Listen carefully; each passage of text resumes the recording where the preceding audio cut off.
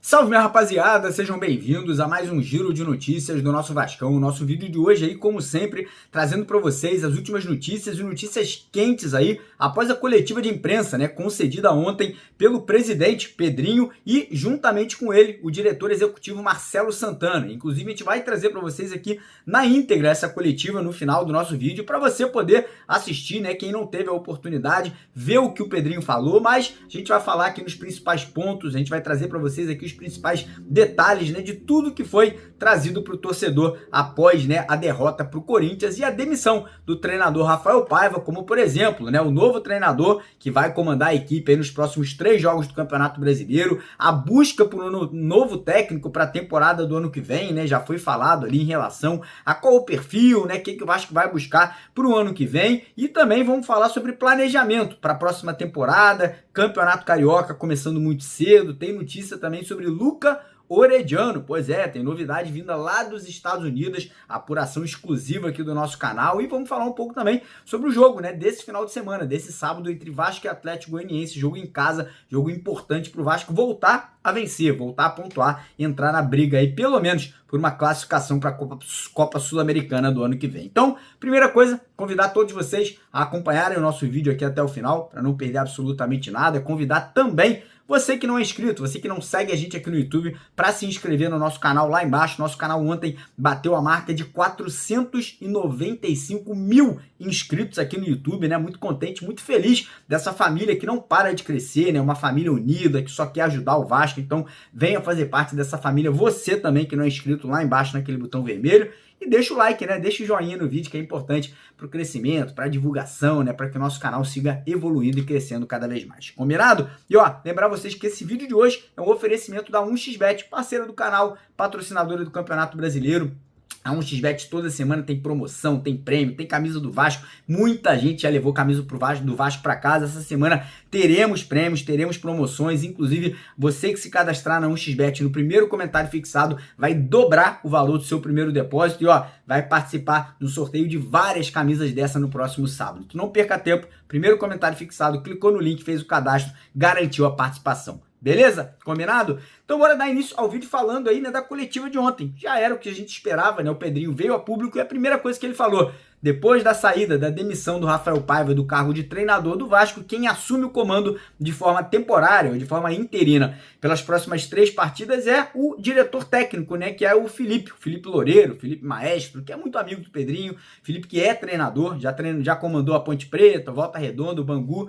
A grande verdade é que nunca fez grandes trabalhos, né? Nunca se destacou como treinador na carreira, porém era o menos arriscado, né? Como o próprio Pedrinho disse, era o treinador ali que de repente já conhece o grupo, já tá ali no dia a dia do vestiário, já tá muitas vezes nos treinamentos, então talvez tenha sido a escolha mais fácil e talvez até mais certeira, né? Para não correr riscos de trazer um treinador de sub-20, queimar o cara também. Então foi apontado o Felipe não será formalizado depois como treinador aí para a temporada do ano que vem. O Pedrinho já deixou claro que não é essa a intenção, que não vai acontecer, o Felipe só vai tapar esse buraco e o Felipe inclusive está ajudando a escolher o próximo técnico, né? Foi muito falado na coletiva ontem sobre a escolha do nosso próximo treinador, perfil, como que esse treinador vai se encaixar, se vai ser estrangeiro, se vai ser brasileiro. Marcelo Santana, que é o executivo de futebol, falou que, cara, não tem preferência, desde que seja um bom treinador, que se enquadre no perfil do clube, que se enquadre na questão financeira também do Vasco pro ano que vem. E eu vou falar para vocês, tá? A informação que a gente tem de bastidor é que o Vasco já fez contato com alguns técnicos. Vou dar aqui alguns nomes para vocês.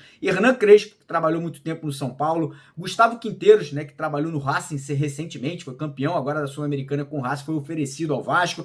Tem o Luiz Castro, ex-treinador do Botafogo, o Vasco também já fez contato com ele, mas a informação quente que a gente tem para vocês hoje aqui nesse vídeo é que o nome talvez preferido, e surpreendentemente até me pegou de surpresa, é o nome do Renato Gaúcho, que é o meu preferido. Já vou deixar até a minha opinião aqui, eu acho que é o nome certo para o momento que o Vasco vive. Eu acho que o Renato Gaúcho tem o perfil de recuperação de jogador, de recuperação de moral, de confiança. É um cara que é multicampeão como jogador e também como treinador. Ganhou uma Libertadores com o Grêmio, com uma equipe, com um elenco que muita gente não imaginava teria condições de ser campeão da Libertadores. Recuperou muitos atletas nessa passagem longa dele, né, como treinador do Grêmio.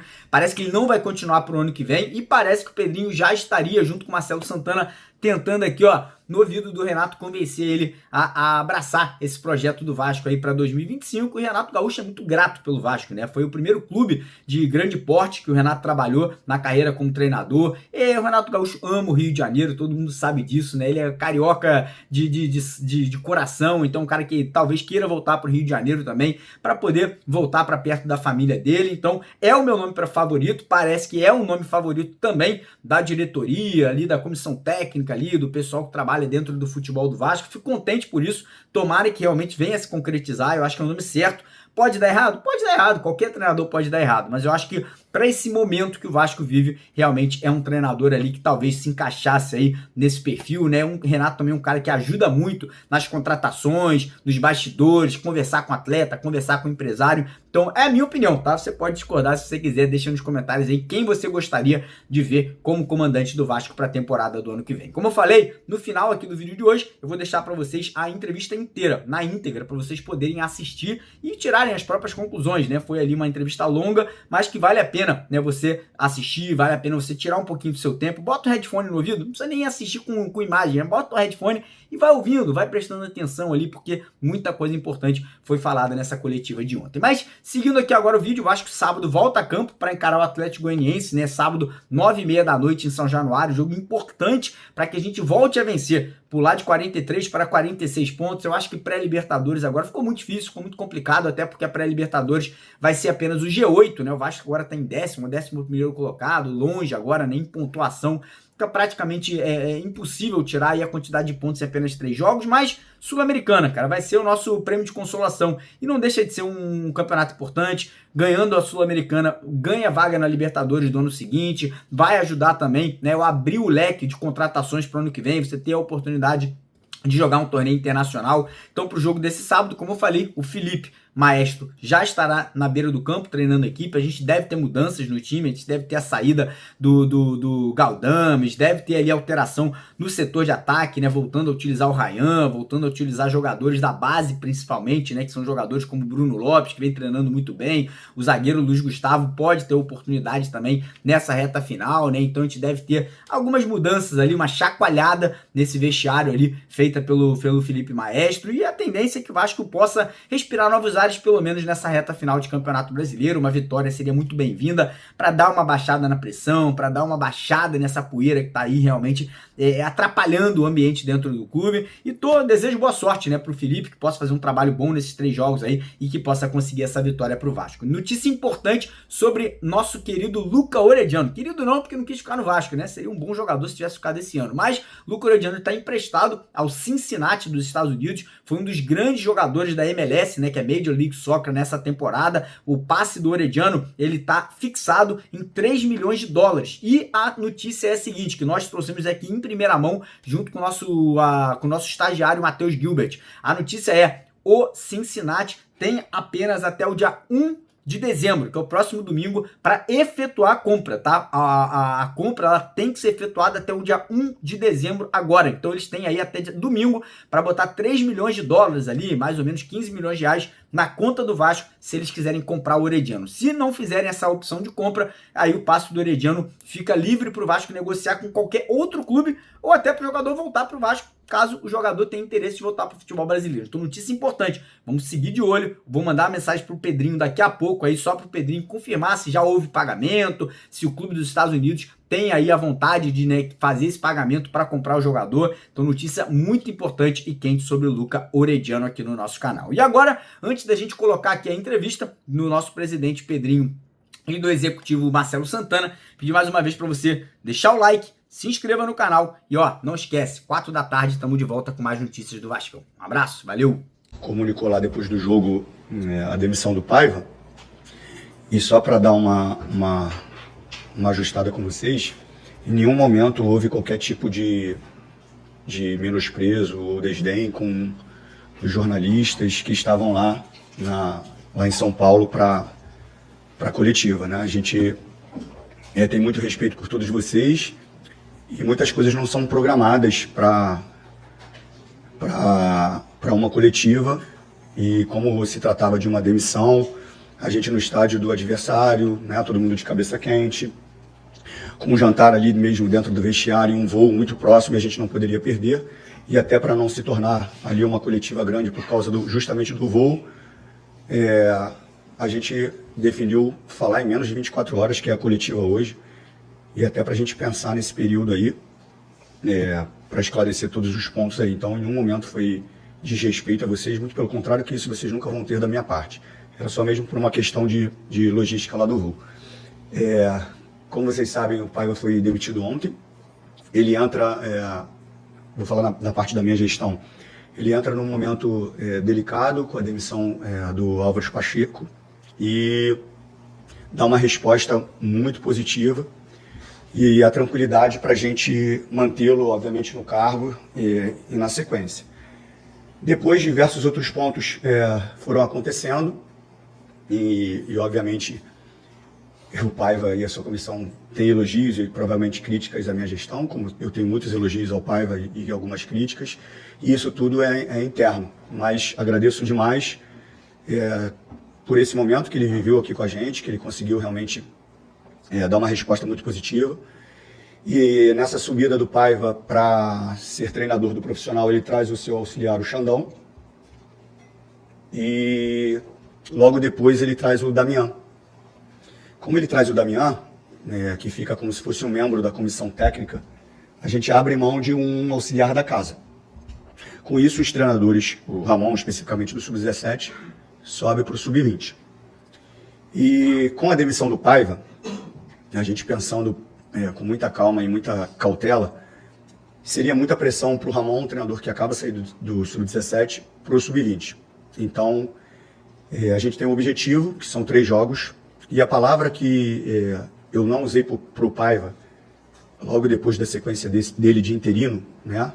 O Paiva foi efetivado, mas a gente fez isso internamente. Foi efetivado de todas as formas, para os atletas e com o salário de treinador, ele e toda a sua comissão. Dito isso, a gente, com a troca, pensou bem e a gente vai colocar o Felipe de forma como um treinador interino. Felipe vai ser interino. Ele vai cumprir os 3 jogos restantes. Ponto. Essa foi a melhor decisão por diversos aspectos.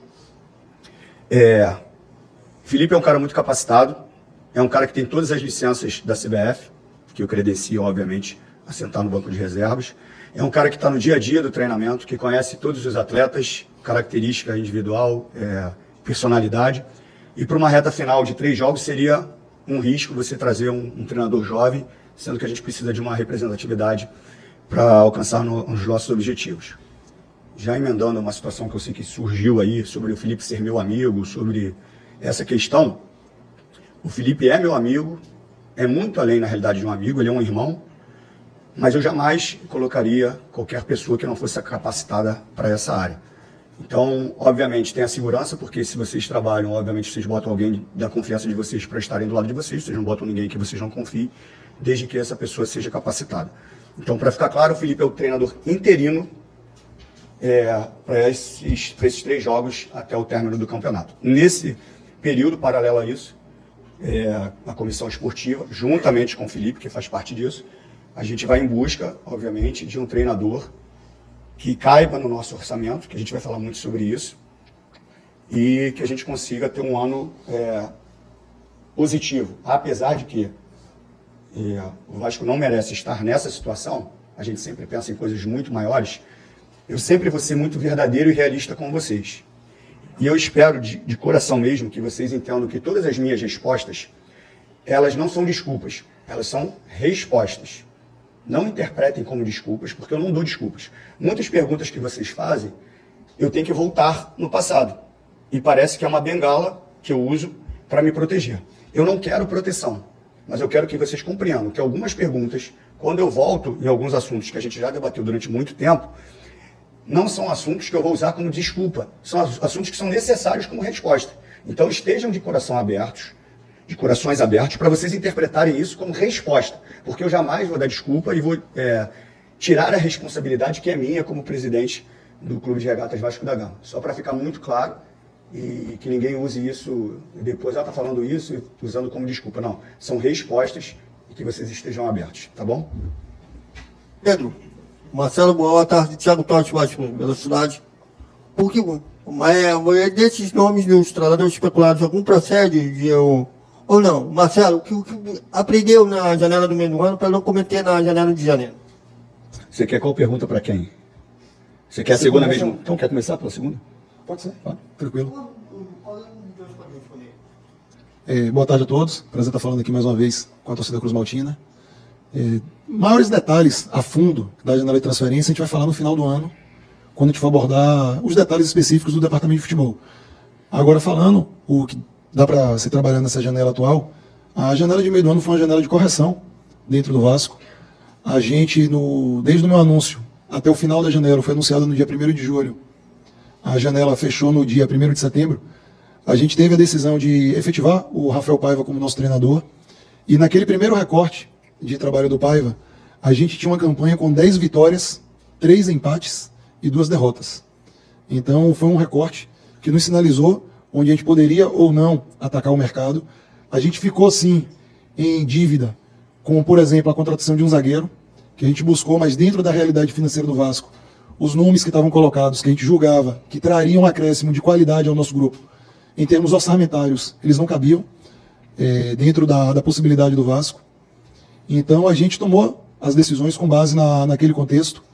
Infelizmente tem o dinamismo do futebol, com a janela fechada a gente teve a cirurgia do Adson, que a gente sabia que poderia ter esse risco, porque o atleta vinha se queixando de dores, como por exemplo o Paulinho está se queixando no Atlético Mineiro, mas tem conseguido ainda estender um pouco a atividade na temporada. O Adson chegou num ponto que ele ficou inseguro, então logo na sequência do fechamento da janela ele opera, mas a gente estava com a expectativa de trazer o Maxime, já pensando nessa reposição, e a perda do David foi com 3 ou 4 jogos já da janela.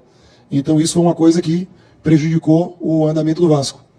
Então a gente vai abordar de maneira mais detalhada a capacidade de investimento dentro da janela de transferência, mas um clube, muitas vezes você não faz necessariamente os movimentos que você deseja, porque você tem que respeitar os contratos que são estabelecidos. E aí, como o presidente citou, dando uma informação para que o torcedor possa ter um contexto.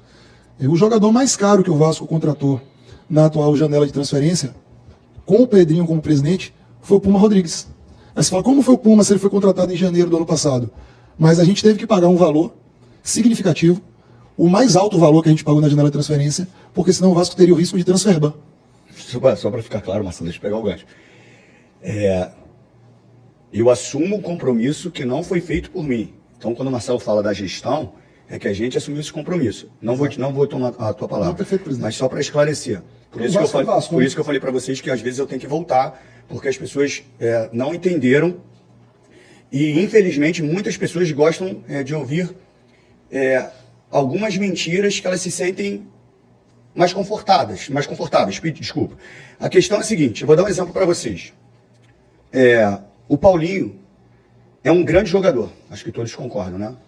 Foi uma ótima contratação, está voltando e acho que vai nos ajudar demais. A gente tem que pagar $650 mil de transferência para a gente não sofrer o transfer ban. Uma das parcelas. Paulinho não vale a pena? Muito. Mas o Vasco tinha a condição de contratar o Paulinho? Não. E eu vou ter que falar para vocês, porque assim, eu economizo muitas coisas aqui para falar, para não ficar aqui sendo o cara da desculpinha. Mas se eu me esclarecer para vocês, eu não passo o conteúdo necessário para vocês debaterem nos canais, na televisão. Se eu não tenho condição de pagar um jogador nesse nível, eu não posso trazer. E muitas pessoas falam, mas você fala que está sem dinheiro, eu trouxe o Coutinho. O Coutinho estava na conta de uma dobra de sócio-torcedor. Eu não gasto R$1 com o Coutinho. Fique claro isso, eu não gasto R$1 com o Coutinho. Que se eu tivesse que desembolsar o salário do Coutinho, eu não teria condições para isso. Dentro de um movimento, obviamente, de comunicação e marketing, a gente já percebia que dobraria e teria receita para arcar com o compromisso do Coutinho. O que eu quero dizer é que a sensação que a gente tem com tudo que a gente abriu é que a 777 viu que ia bater no muro e deduziu, vamos fazer o que tem que fazer e alguém vai comprar isso aqui porque eles deixaram claro para a gente que eles queriam vender, ou se a gente não vender, que outro assume a bronca. E não estou lamentando, a bronca é nossa. Mas que fique claro que as exigências de contratação ou contratações, elas sejam compatíveis com o cenário. E eu não vou mentir para o torcedor, não adianta, podem ficar chateados comigo. Eu tenho que pagar 2 milhões de euros a mais numa contratação, se o Vasco não cair. Eu tenho que pagar uma das parcelas de 650 mil dólares de transferência que foi feita pela 777, sendo que eles fizeram todo um planejamento esportivo sem base no orçamento. Incompatível com o orçamento, de uma forma muito simples. Você ganha R$1.000 por mês e faz uma dívida de 1 milhão. Então foi isso que aconteceu. Então, enquanto as pessoas não entenderem e não tiverem a boa vontade de interpretar o cenário, a comunicação ela é desalinhada com a expectativa. Tá bom? Eu vi que tomei a palavra e desculpa. Eu vi que muitas pessoas falaram, você tirou a 777, agora... Não tirei a 777. Eu dei um exemplo já dei um exemplo para vocês. É como se o cara tivesse comprado um carro, a gente é sócio, ele ficou com a maior parte, por isso ele tem o direito de dirigir, e aí ele fura os 4 pneus, deixa sem gasolina, recebe 1 milhão de multas, não paga o IPVA, e aí eu tenho que fazer uma intervenção para o poder público não tomar o carro de volta. Aí nessa intervenção, eu tenho que fazer o quê? Botar um pneu que não seja careca. Mas as pessoas querem que eu bote uma roda de magnésio, que eu bote o carro com o som. Não tem como, a conta não fecha. Eu estou tentando ser muito didático para vocês. Então, assim, toda despesa que o Marcelo pode aí destrinchar mais algumas, elas, teoricamente, elas são as nossas contratações. Por exemplo, a transferência que a gente tem que pagar do Paulinho é uma contratação, porque é um valor alto. É um valor muito alto, que o Paulinho merece ser comprado pelo valor que foi, porque ele joga muito. Essa não é a questão. A questão é a seguinte, se eu não tenho dinheiro para comprar o Paulinho, eu não poderia ter comprado. Essas situações que a gente está trazendo não são parcelamentos apenas de compra, porque todos os clubes, naturalmente, eles parcelam a aquisição dos jogadores. Foram parcelamentos que o Vasco não pagou as parcelas, o Vasco foi acionado na FIFA, o Vasco já perdeu na FIFA, então está comprovado o débito, e ou o Vasco paga, ou o Vasco tem um transfer. Porque tem situações que às vezes a gente pode contratar um jogador, por exemplo, uma conta fácil. Contratou o jogador por R$1 milhão. Você paga ele em 4 parcelas de 250 mil em cada semestre. Digamos, a gente pagou 2 parcelas agora, ano que vem a gente faz o complemento de outras parcelas. Isso você dividiu, mas você está honrando esse compromisso. Esses compromissos que a gente está sinalizando são compromissos que não foram honrados. O Vasco foi processado, o Vasco perdeu na FIFA e não tem mais como recorrer. Para vocês terem dimensão de desde quando esses atrasos vinham acontecendo e que impacta na janela de transferência. E que eles sabiam, porque desde 2022 que eles tinham uma dívida muito maior do que receita, que eles já estavam falidos e mesmo assim eles fizeram tudo que eles fizeram. E ninguém aqui está reclamando, nem dando desculpa. Eu só estou pontuando para vocês, até para construir melhor o conteúdo para vocês aí nos debates. Com relação ao treinador, como a decisão foi tomada ontem, tem muitos treinadores que surgem, né? Obviamente muitos nomes, e são os nomes que estão livres, alguns, obviamente, que estão trabalhando. Então, muitos nomes são nomes que a gente começou a estudar desde ontem, e outros nomes não fazem parte do nosso planejamento. Mas agora é um desgaste, obviamente, que a gente tem que encaixar, que a gente pensa um pouco de futebol, que cabe dentro do orçamento, né?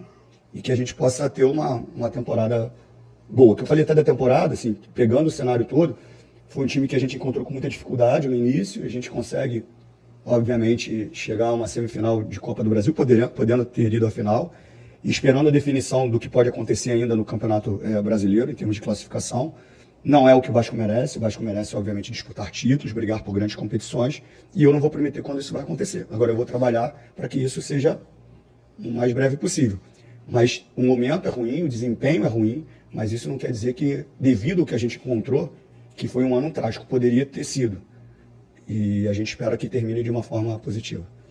Pedrinho, Marcelo, boa tarde, Fábio Azevedo, do canal Fanático Vascaíno. Para o Pedrinho, qual é o perfil que você imagina para treinador? Porque eu acho que passa muito pela montagem do elenco. E aí, vou até para o próprio Marcelo. Voltando à tua janela, a segunda, e juntando com a próxima, que é a grande janela, você disse que era uma correção de rota. Agora você vai ter que fazer, talvez, uma enorme correção de rota, já que na anterior não fez. E você já admitiu, inclusive, que ficou uma lacuna. Como fazer com poucos recursos para oferecer ao novo treinador um encaixe do modelo de jogo dele com as peças que ele terá à disposição, já que algumas vão embora também? Deixa eu começar, Fábio.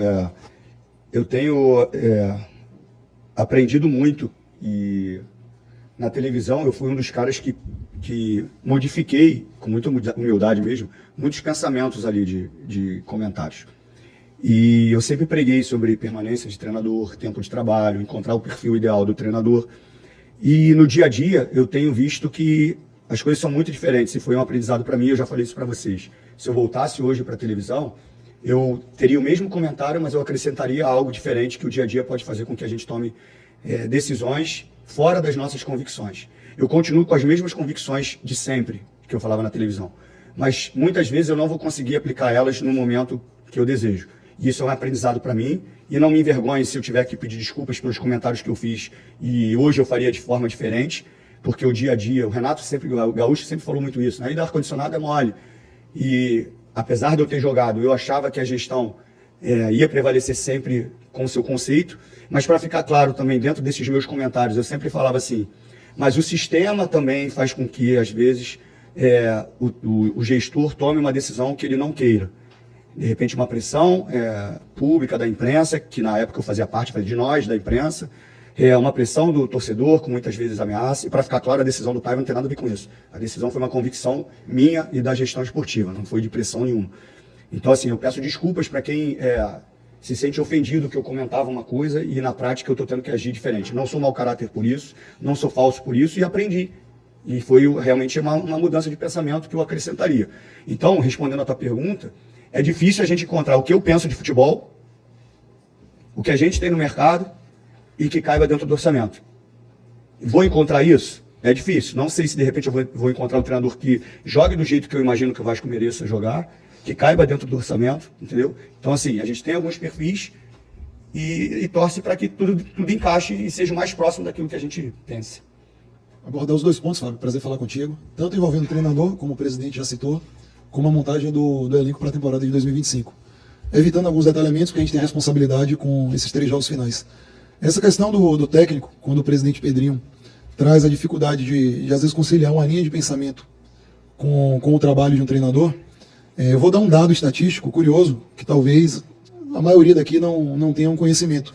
Nos últimos 10 anos do Vasco, se você excluir os jogos por campeonato estadual ou Série B, que são campeonatos de um nível técnico menor, e aqui no Vasco a gente tem que ter a responsabilidade de buscar os melhores campeonatos, se você considerar a Série A do Campeonato Brasileiro ou as competições internacionais, nos últimos 10 anos, o Rafael Paiva é o treinador com o segundo maior número de jogos pelo Vasco.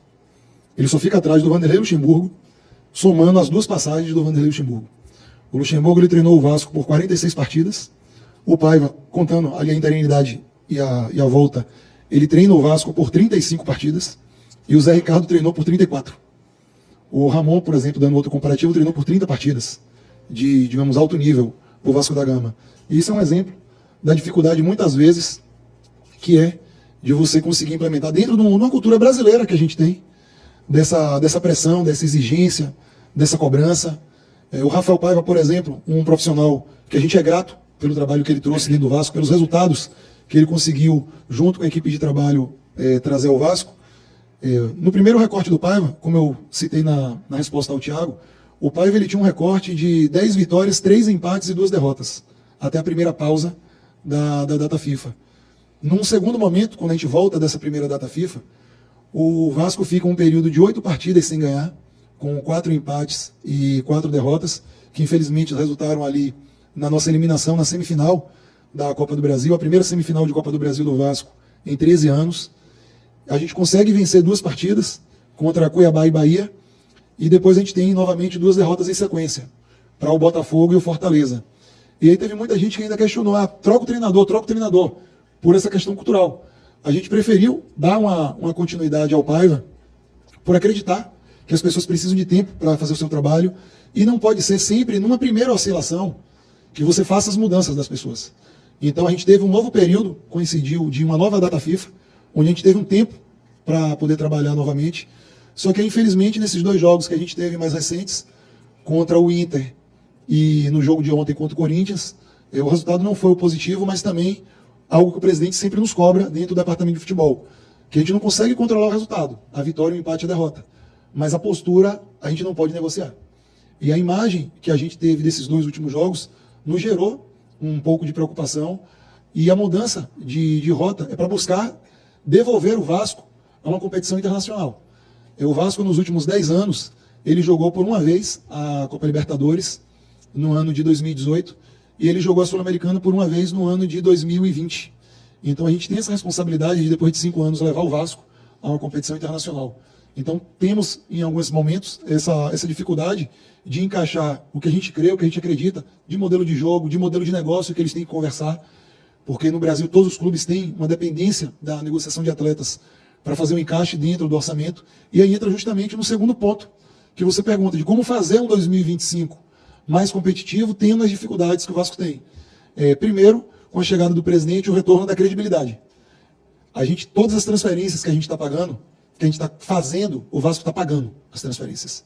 Todos os atletas que a gente contratou, o Vasco está pagando. Não só os clubes que o Vasco contratou, como os próprios atletas. Nesses 4 meses e meio que eu tenho como diretor executivo de futebol do Vasco, a gente já chamou 12 atletas do Vasco para renegociarem luvas que estavam em atraso. Desses 12, 10 nunca tinham recebido nenhuma luva do Vasco da Gama. Compromissos assumidos numa administração anterior que nunca tinham sido honrados nenhuma parcela. No final do ano agora já tem um compromisso de no mínimo mais 4 jogadores a gente chamar para fazer um acordo, para repactuar esse débito, para honrar. Então essa recuperação da credibilidade é o primeiro ponto. Segundo ponto, mudança em determinado contexto do perfil do atleta que a gente vai buscar. O Vasco na janela, quando eu chego aqui, tinha um olhar muito voltado para jogadores do futebol internacional. Tanto que o Vasco hoje tem 9 atletas estrangeiros dentro do seu elenco, que na Série A do Campeonato Brasileiro é o limite para serem relacionados ao mesmo tempo dentro do jogo. Isso significa que o Vasco vai deixar de contratar jogador estrangeiro? Não. A gente não tem nenhum preconceito contra jogadores estrangeiros. Olha o nome do nosso clube, Vasco da Gama. Eu, pessoalmente, tive a oportunidade de morar em 3 países, então não tenho problema nenhum com atletas estrangeiros. Mas o Vasco tem que trazer os estrangeiros que gerem retorno imediato dentro do campo, ou então jogadores que sejam economicamente mais interessantes. Senão é melhor a gente investir em jogadores dentro do mercado brasileiro. Porque é mais fácil de você negociar com os clubes, é mais fácil de você ter um convencimento direto com o jogador. É a própria base. A própria divisão de base que a gente tem trazido uma utilização importante com o DNA do Vasco. O Vasco é a equipe do Campeonato Brasileiro que tem mais gols marcados por jogadores sub-20 na Série A do Campeonato Brasileiro. Só pegar um gancho do Marcelo, porque assim, primeiro que o meu compromisso é honrar com aquilo que eu me comprometo. E, paralelo a isso, pagar as dívidas. Eu vou fazer de tudo para pagar as dívidas. Se isso não acontecer, não adianta, a gente está enxugando o gelo. Partindo desse princípio, quando a gente faz esse movimento de credibilidade, de chamar todo mundo para negociar e pagar, isso também pode também dar um pouco de tranquilidade para esses empresários entenderem que nós estamos aqui para honrar os compromissos. Porque fica muito difícil, se eu não fizer isso, que eu acho que aconteceu um pouquinho, não por nós, pela gestão passada, como é que eu vou trazer um jogador de um empresário que ele está com 500 dívidas ali? Eu estou falando de um jeito bem popular mesmo. Cara, ele vai falar, ele pode, para não ser indelicado, ele vai me enrolando, não, mas aumenta o salário do cara, não, o cara quer isso, mas de repente ele tá dificultando por tudo que foi criado anteriormente. Então, muitos jogadores que não optaram pelo Vasco são diversos aspectos, e um é esse. Então, a gente reorganizando, criando um cronograma de pagamentos para essas dívidas, a gente começa a ter credibilidade no mercado de novo, para ter um ponto de 25 mais positivo. A gente fiz questão, falei isso para o grupo financeiro, que a gente não adiantasse nenhuma receita de 2025. A gente tinha que se virar para honrar 2024 e a gente vai terminar o ano em dia, 13º, tudo, sem nenhum adiantamento em 2025. Isso foi uma guerra e agradeço muito ao Amodeu, ao Rafa, que é o CEO e o CFO. A gente também passando de fase na Copa do Brasil, isso facilitou. A credibilidade da gente esticar as parcelas de pagamento, com isso a gente gera fluxo de caixa, alguns novos investidores, para a gente retomar a credibilidade, para dar sequência aí e tentar fazer cada vez mais um time mais competitivo. Exato. E com relação à forma, desculpa, não foi só a derrota, a forma na derrota. Tiveram vitórias que a forma também não me agradou. E não é uma crítica ao Paiva especificamente, estou falando do que eu prego ali dentro do vestiário. Tiveram jogos com o próprio Cuiabá, nós ganhamos aqui e a forma não foi a que a gente imagina. Porque a torcida do Vasco, ela é zero exigente. Ela só quer que lute. Ela só quer que honre. Ela não está em busca nem de um craque, de um gênio. Ela só quer um time que deixe a vida dentro do campo. E é isso que eu vou fazer. O jogador pode ser craque, pode ser limitado, mas ele tem que sair dali de campo honrando o torcedor do Vasco. A torcida do Vasco merece um time que deixe tudo em campo. E ela reconhece isso. Então, assim, a torcida do Vasco é zero exigente. Zero. Está 40 anos sofrendo um monte de sacanagem. Então, ela é zero exigente. Então, o que a gente quer é só que o Vasco seja competitivo. Boa tarde, Pedrinho. Boa tarde, Marcelo. Lucas Pedrosa, do SBT. Primeiramente para o Pedrinho, depois para o Marcelo.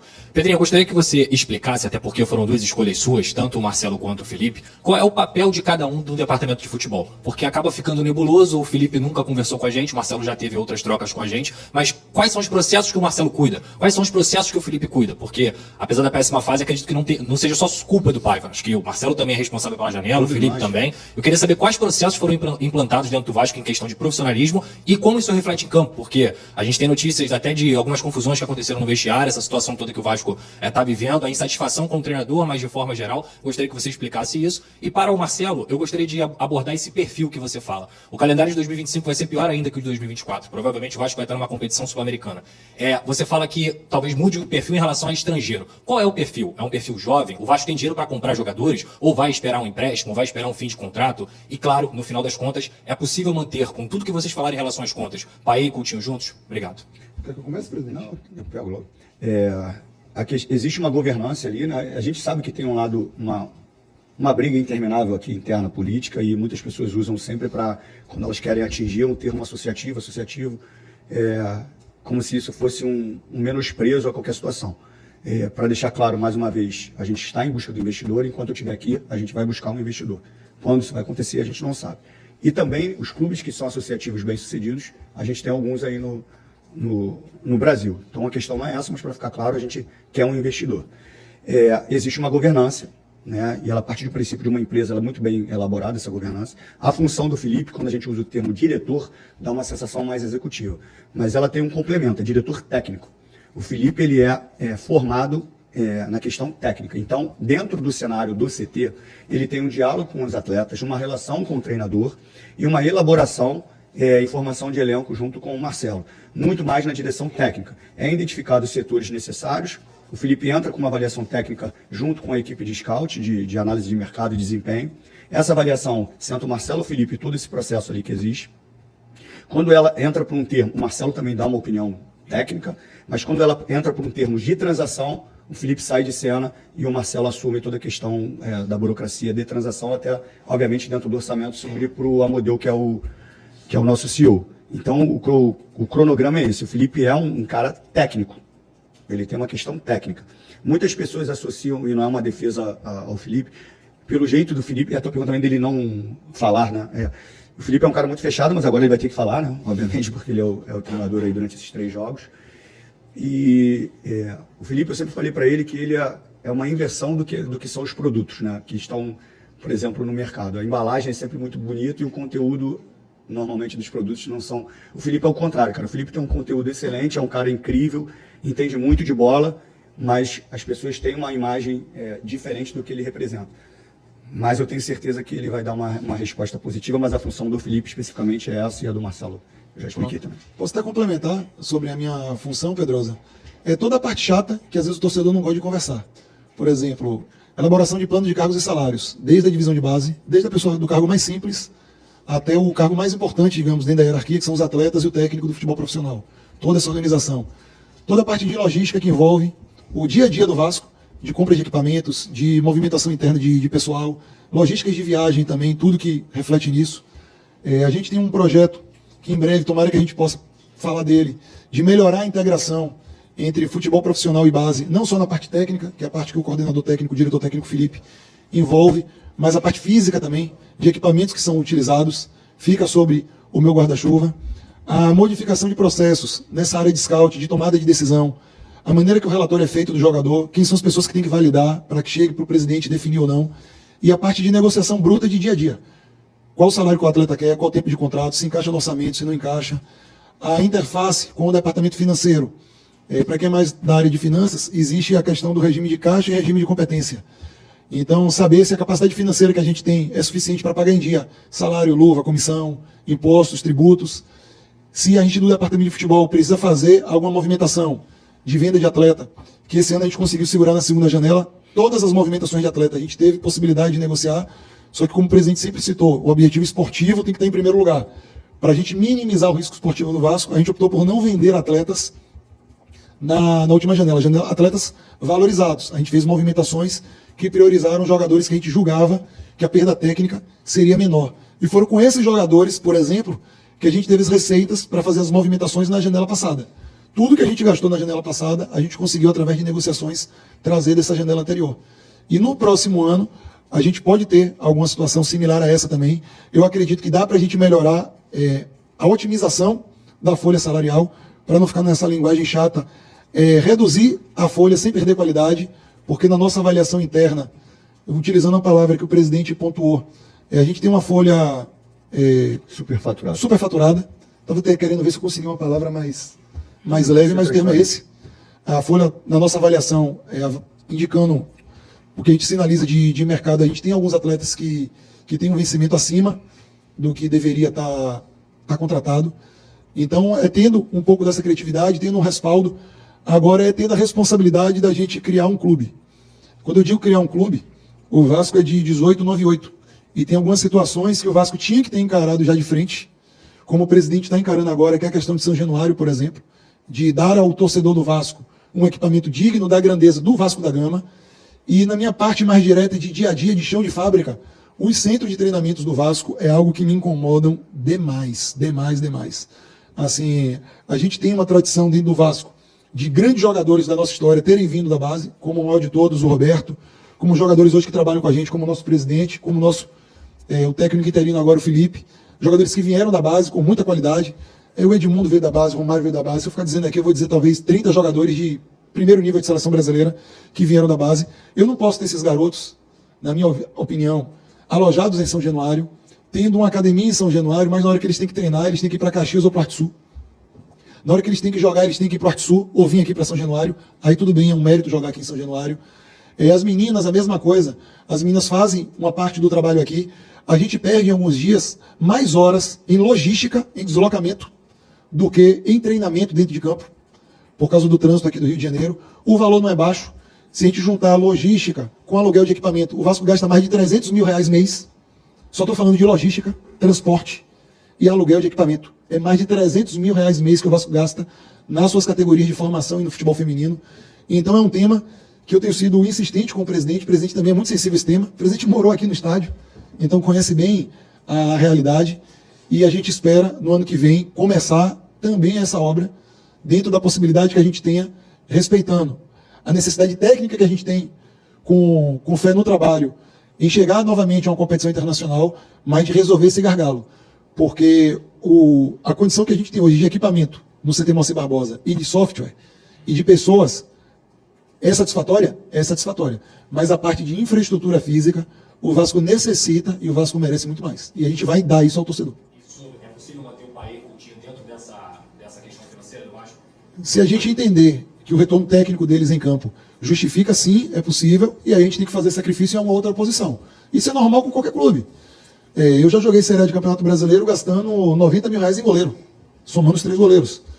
Às vezes você sacrifica em uma posição para você privilegiar em outra. Se a gente julga que a parte de criação ela merece esse investimento maior com o Coutinho e com o Paê, e a gente pode sacrificar uma outra posição, a gente vai fazer essa estratégia. Então, assim, não é dizer o Vasco não pode ter determinado salário. O Vasco pode ter determinado salário, mas vai tirar de qual para manter o equilíbrio. Não é só cortar, não, tem que cortar, não. É ser racional, é encarar o mercado, e aí também é mostrar a competência na hora de peneirar o mercado, na hora de encontrar esses jogadores. Tem clubes que fazem isso muito bem. E aí eu deixo uma reflexão para o próprio torcedor, que às vezes gosta, e eu entendo, também sou torcedor, de às vezes um atleta de nome, de grife, de status. Por quê? Porque isso é um traço do DNA do brasileiro. Mas você tem equipes que são muito competitivas, não necessariamente trazendo grife, trazendo status, mas buscando jogadores dentro de um modelo de jogo. A gente tem o Fortaleza, no segundo ano consecutivo, disputando G4 do Campeonato Brasileiro, disputando o título nessa atual temporada. A gente tem o Atlético Paranaense nos últimos 10 anos, tendo uma folha salarial controlada, apesar de ser um clube que tem muito dinheiro em caixa. Não vou dar um parâmetro aqui de mercado, porque falar de outro clube, outras pessoas falam, mas o modelo de contratação tem se mostrado um modelo de sucesso. No futebol europeu, que essa nova geração acompanha muito, você tem nos últimos 10 anos aí o próprio Sevilha também, uma equipe que joga um campeonato muito difícil, que é o espanhol, porque tem Barcelona e Real Madrid, mas em âmbito europeu ganhando muitos títulos. Então tem como você ser competitivo no mercado, sim. E o Vasco tem que perseguir esse caminho, de ser competitivo e pouco a pouco o Vasco poder acessar outras prateleiras de jogador e outras prateleiras de transferência, que o Vasco tentou acessar com a administração anterior nas últimas 2 janelas e não honrou. e não pagou. Só pegar esse gancho, às vezes vocês não têm muito acesso a mim, às vezes alguns me mandam mensagens, eu não respondo, e não é por questão de empatia ou não, falta disso, nada disso não. É porque tem uns que eu conheço mais tempo, outros menos, a gente mantém sempre um padrão ali de ser verdadeiros um com os outros. Às vezes, alguns gestores que fizeram o que fizeram com o Vasco, e até em superfaturar os contratos, eles têm o dom de amaciar o ambiente. E isso aí passa como se fosse uma coisa normal. Aí, o chato sou eu, que tenho que ficar aqui falando sobre uma folha superfaturada e não consigo fazer, de repente, as contratações que eu gostaria. E por isso que eu falo, não interpretem isso como desculpa, interpretem isso como uma explicação. Porque que todo mundo tem um cognitivo bem elevado e a gente sabe que se a conta não fecha, a conta não fecha. Então não adianta aqui eu deixar para trás algo que está nítido para vocês e que vocês debatem pouco. Então assim, Se a gente gosta de 2 milhões de euros para o Vasco não cair, isso é normal aonde? Aonde que isso é normal? Então assim... Só esse valor é mais Pedrinho. do que tudo que a gente contratou na última janela. Pedrinho, considerando o parcelamento futuro. Você que está aí, cara, eu já falei, não é lamentação, eu tive que intervir e está tudo feito. Só entenda o cenário para levar a crítica para o lugar certo. Seja em mim, seja no Marcelo, seja no Felipe e seja também nos responsáveis. E nos outros responsáveis, obviamente. E ao mesmo tempo, gente, que a gente sente orgulho quando é noticiado que o Vasco é um clube que paga, que o Vasco é um clube que honra seus compromissos, que o Vasco é um clube que está em dia com seus funcionários, que o Vasco está em dia com outros clubes, isso tem um preço. Ser correto tem um preço. E no Brasil, às vezes, o preço é um preço muito caro. Mas o caminho que a diretoria do Pedrinho vai seguir é esse caminho. É de verdade, é de fazer o que esteja dentro da nossa capacidade, é a gente se cobrar internamente para fazer melhor na próxima janela do que a gente fez na janela anterior, é a gente se cobrar internamente para a gente aumentar as receitas do Vasco, para a gente poder, de repente, ter essa folha que a gente tem hoje sem condição de pagá-la, a gente ter essa condição de pagar ela num período de 1 ou 2 anos. Então, essa maneira que a gente vai buscar trabalhar. Sei que é chato o torcedor ouvir isso, torcedor que ama o clube, que é apaixonado pelo clube, é chato, mas o torcedor que tem caráter, o torcedor que é correto, sem dúvida nenhuma esse torcedor entende esse processo. Boa tarde, Gustavo Ribeiro do canal Os Vascaínos e Mário Coelho Vasco. O Pedrinho a todo momento fala sobre não negociar a forma de jogar. Isso não foi visto nas últimas partidas. Eu queria que você dissesse se você acredita que a opção por jogadores em fim de contrato ou que não ficarão para 2025 pode ter influenciado nessa mudança de postura. E ao Marcelo, eu queria saber se o Vasco vai tomar decisões em relação aos jogadores antes do fim do campeonato. Cara, Sim. Desculpa. Minha parte Eu esqueço pra Sim. Sim. Como a gente tomou na janela passada, sempre que é necessário a gente tem que intervir nessas questões de compromisso. Jogar bem e jogar mal do esporte. Agora a gente quer a entrega com o presente cita. A determinação, a gente às vezes pontua com os jogadores. A gente tem algumas métricas que às vezes a imprensa não tem de acesso aos dados de GPS de cada atleta, seja em treino, quanto seja em jogos. Infelizmente não é a realidade do esporte. Quando o resultado não vem, muitas vezes a gente questiona, às vezes, o compromisso do jogador, né? O jogador não está competindo, o jogador não está correndo. Às vezes ele está, gente, só que às vezes ele não está correndo da melhor maneira. E a gente se baseia em que é nisso? No dado do GPS. Um exemplo. Se o GPS me indica que deu 10,8 km no atleta e a média dele era 10,5, ele não correu menos. exemplo, vocês acham que o Vasco... porque eu já estou dando um exemplo, vocês já vão entender. O Vasco correu mais contra o Bahia ou contra o Internacional? Contra o Inter. Mas a sensação que a gente teve foi contra o Bahia, né? Só que as métricas do Internacional. Não estou entrando no mérito, pelo amor de Deus, técnico e nem tático, não. Estou mostrando que a sensação, às vezes, ela te engana, né? Então, assim, se eu falar para algum de vocês, vai lá em casa agora, pega a minha camisa que está num lugar tal. Vocês, obviamente, nunca foram na minha casa, vocês vão entrar num quarto, vão entrar no outro, vai para o outro, até vocês irem lá acertar. Então, vocês fizeram um percurso muito maior e demoraram muito mais. Eu vou chegar lá, vou direto, vou pegar a sensação que eu passei, que eu fui muito mais rápido, muito mais intenso, mas quem se desgastou mais? Então é mais ou menos isso. A pergunta que você falou, toda a comissão que chega ou que chegará, ela tem as informações necessárias. Isso é uma imposição? Não, é uma comunicação. Não contamos com esse, queremos fazer as transações da janela desses jogadores, porque nós não contamos com esse. Esses terminam o contrato e a gente não tem intenção. Isso é passado. Agora não é obrigação deixar de usá-lo ou não. Isso é uma escolha e a gente sempre respeitou todas as escolhas e vai respeitar sempre, porque a gente tem, obviamente, a hierarquia e o limite das informações.